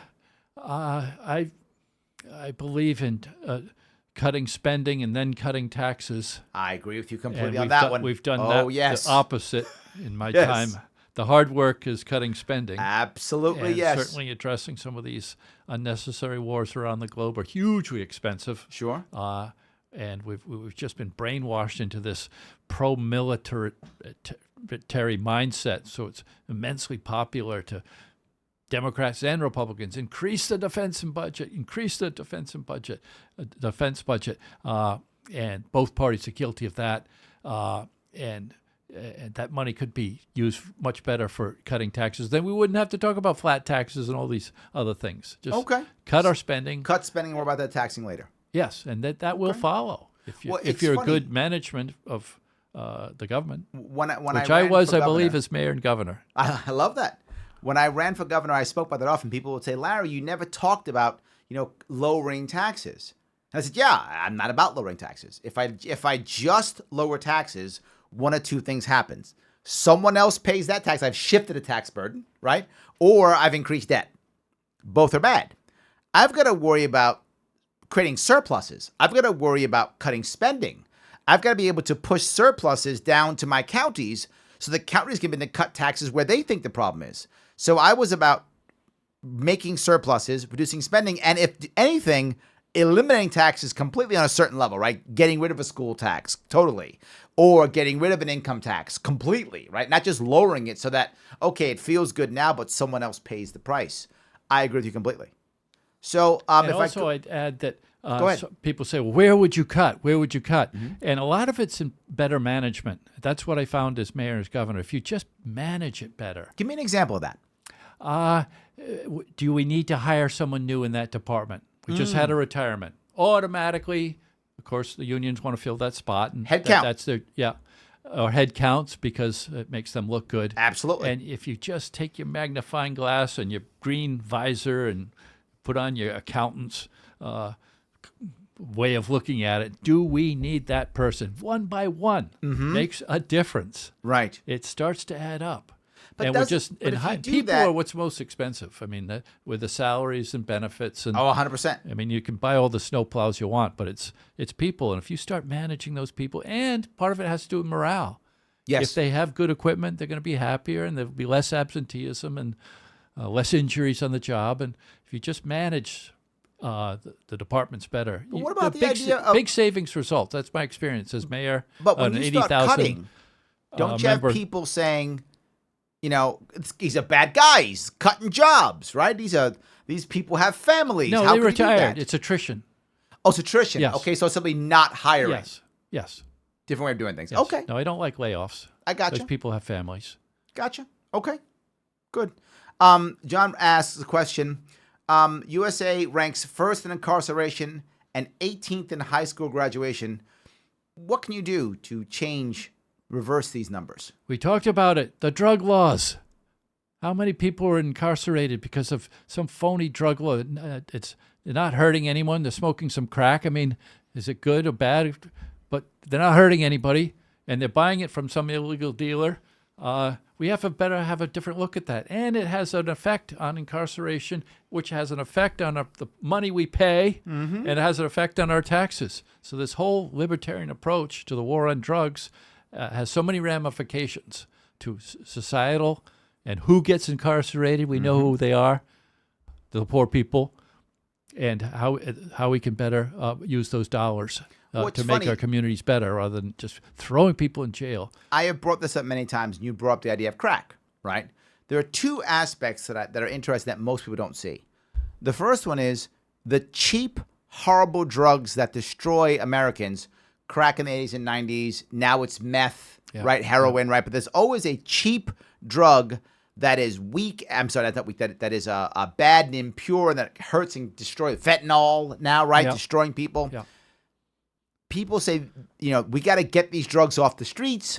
We got to punish these drug dealers. The fault is, without question, the war on drugs. Because the war on drugs has made the safe drugs too expensive. Right? How do I know this? I have people I know, and people, if you live in New York City, you know people who literally work on, the Wall Street bankers. I live on Park Avenue now. They don't really work on Wall Street anymore. For those of you who don't know, New York City has changed tremendously since 9/11. And most of the bankers don't work on Wall Street anymore. Some do. Deutsche Bank, I think, still owns the building, if I'm not mistaken. But I think many of the people have moved to Park Avenue. So a lot of the bankers now are on Park Avenue, someplace like that. But a lot of these bankers, they're literally doing coke. Or nowadays, they've actually changed. A lot of them are snorting Adderall. Adderall is not the cool thing now. So they don't snort coke. They snort Adderall instead. Literally snorting, crack it up and snort Adderall. That's how they stay up and do all that work. They got to work 16, 18 hours a day. And where's the overdose? None. It's actually a safe drug. It may not be good. They may become addicts, and that's bad. But some of these guys make $3 million a year, so they can take, $500,000 and put it into their habit. So they don't care because they're making that kind of money.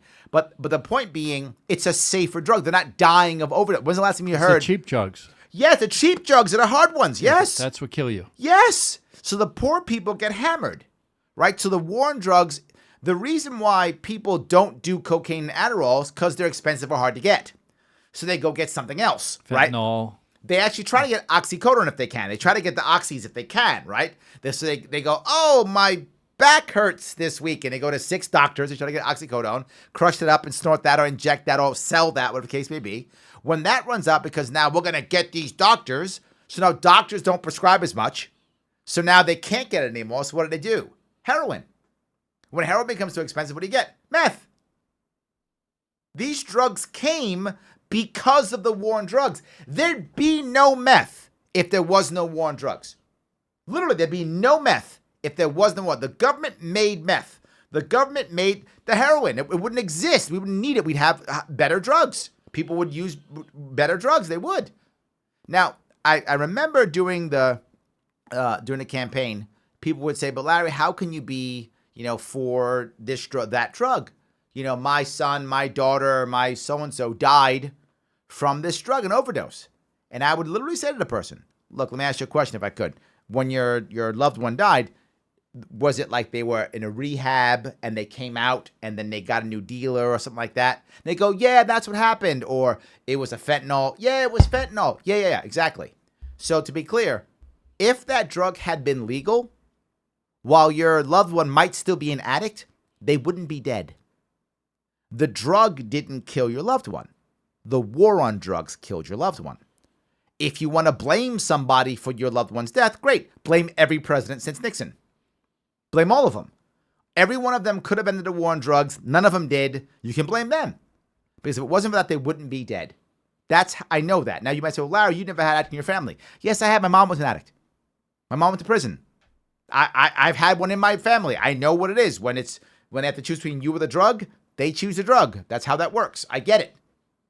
But the drug didn't kill them. The war on drugs did. The market didn't necessarily make meth. The war on drugs did. Everything bad is because of our prohibition. If you ever talk about prohibition from alcohol days, the exact same thing happened here. We have learned nothing, and it drives me crazy. I completely agree. End the war on drugs. It ends incarceration, and then change our school system. Well done, Larry. There we go. Very See that? well done. There we go. That's the issue. Good one. Do you have a feeling on how we can change education? Joe asks, do you have a way you think of changing our education system?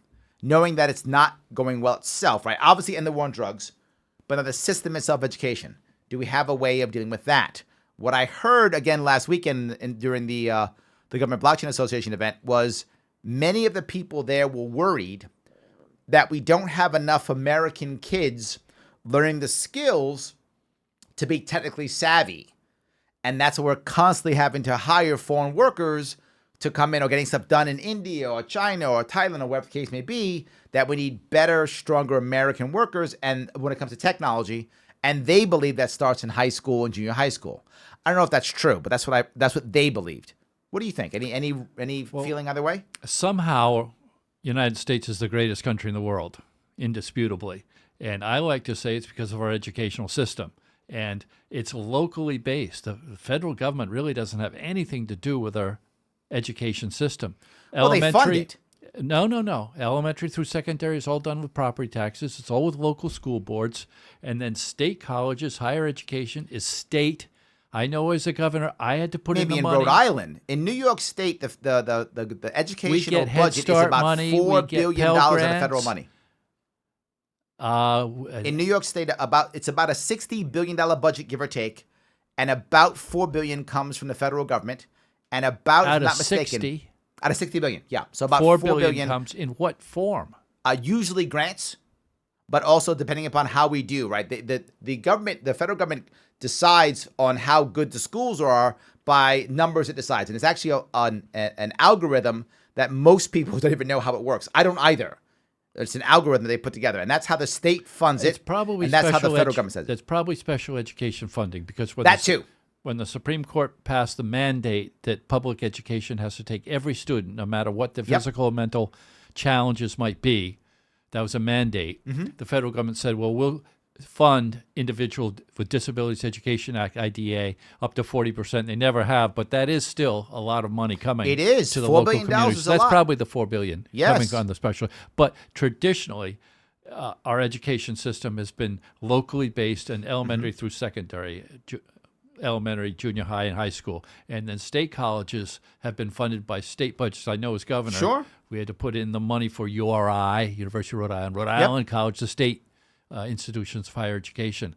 And so that's one thing the federal government should kind of keep their fingers out of. I agree completely, yes. Keep the funding for the special ed because it's a federal mandate. But other than that, leave it to what made America the greatest country in the world. That's a good education system. I think you find that devoid of federal interference. I'm agreeing with you, but I think that's not happening. If you look at what's happening now, you're finding more and more centralization. Right? They're centralizing more. Federal government saying, if you want this grant, you must do X. State government saying, if you want this, you must do Y. So again, when it comes to New York State, I don't know Rhode Island at all, so I apologize for my ignorance on that. I only know New York State. New York State, out of that other $56 billion or so, it's about 50-50 local from state. It's about the 50-50. poorer communities in Rhode Island get state assistance. About 50-50, right, give or take. But the richer communities don't get any state aid. Yeah, but the state, New York State, just does it with federal, just does it with strings attached, which creates more administrators.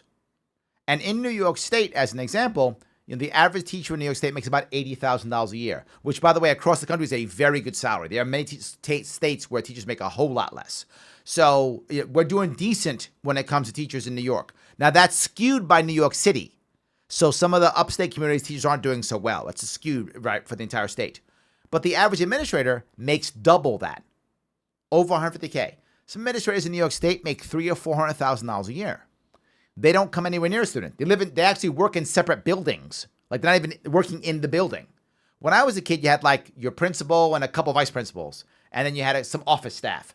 That was the entire school, right? And the rest were teachers. Now you've got like a whole separate building that monitors the people who deal with the kids. And most of that is because of either state or federal mandates. It's getting bigger and bigger. I agree with you. I just see the trend going in the opposite direction.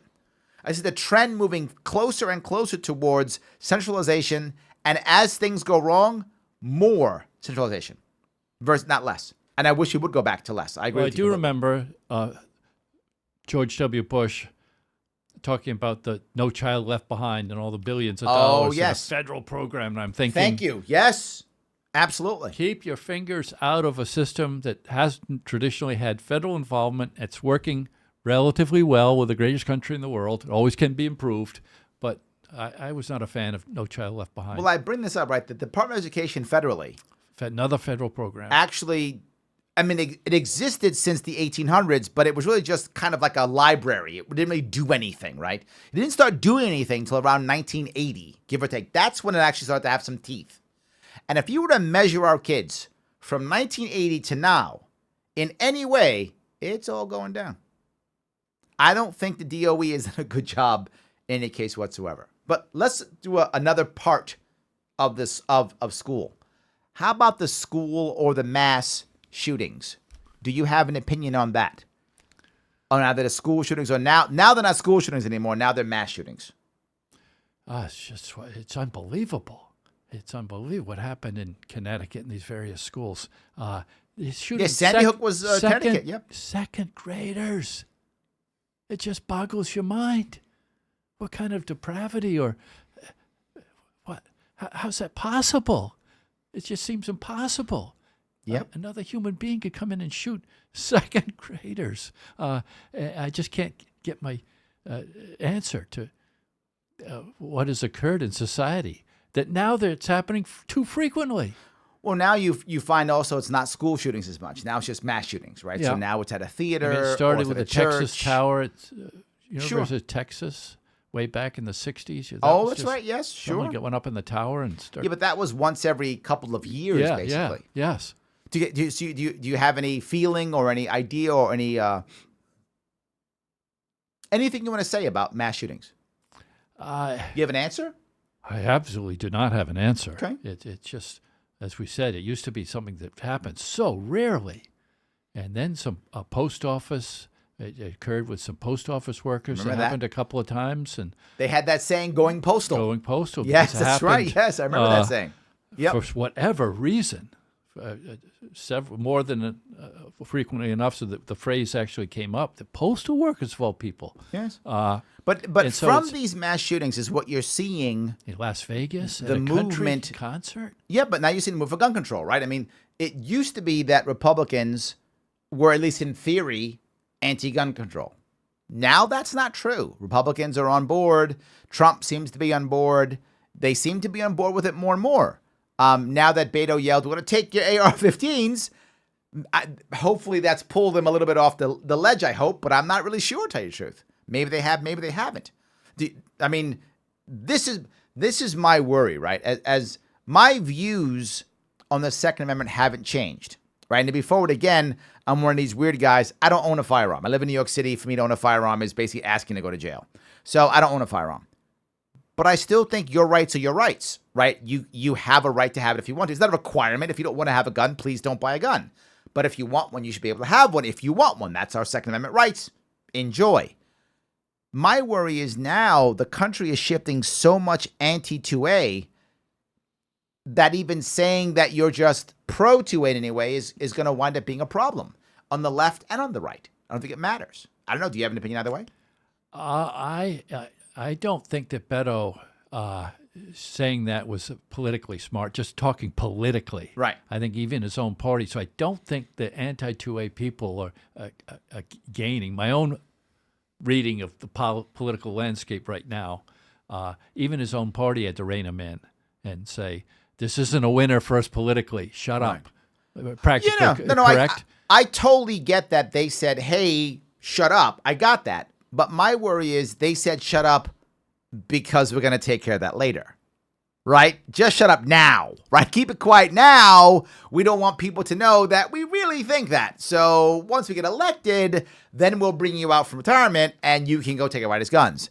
I mean, that's my worry. My worry is what he said is what they actually feel, right? And they're telling them to be quiet because it may not be popular now because no one wants to imagine how horrible it will be to take guns. My whole issue about this is I think most people don't realize that as a general rule, the people who are anti-2A don't actually come take your guns.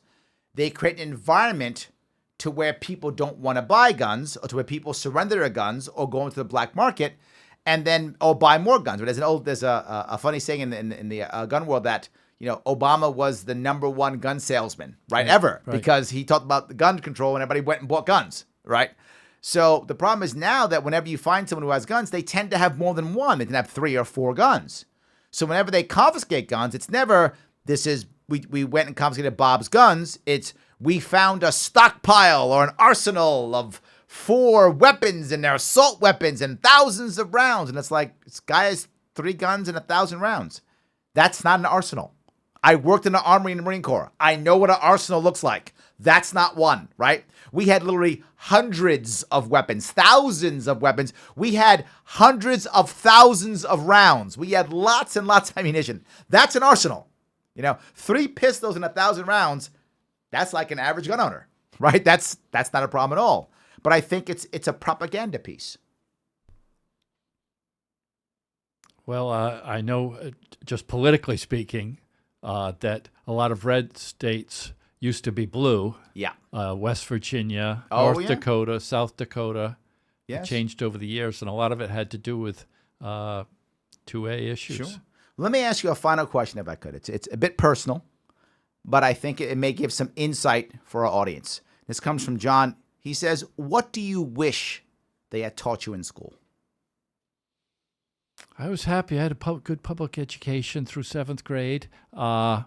What do I wish they taught me? I was lucky. I had good teachers. Oh, that's good. I'm glad. Along the way. I love that.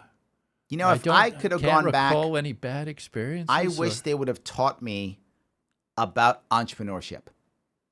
That I had to learn all on my own the hard way, right? If I had anything that I could go back and say, which school had taught me, it would have been how to start a business, what business is about, understanding markets, any of those things. I wish high school had taught me that. I had to learn all of that the hard way on my own after I got out of the Marine Corps. And I wish I would have had a clue. And when I got out of the Marine Corps, I had no clue. I was going in blind and I made terrible errors. I look back now and I go, wow, I can't believe I was that ignorant, that naive, the things that I did. It was terrible. I really wish I had learned more. Well, that's a good one. Yes. Well, Governor, I want to say thank you for coming tonight. I really appreciate you for inviting it. me. I'm very happy. It was good. I think the audience got an idea of who you are and what you think, and I hope people reach out to you and chat with you more. And again, guys, if you want to help me out, please like all my social media. Like my Facebook page, Sharpeway. Like my YouTube page, Sharpeway. Like my Twitter and my Instagram, Sharpeway. Like it all. It's important. We have to keep growing. And if you like what you're seeing, then support me in those ways. I hope to see you all next week. I will have the talented Matt Welch here from Reason Magazine. We'll have that for 2 hours. And again, this time your phone calls. Thank you so much for those of you who piped in on the social media. We will have some live phone calls next week. I will see you then. next week on The Sharpe Way. Thank you, Larry. Thank you.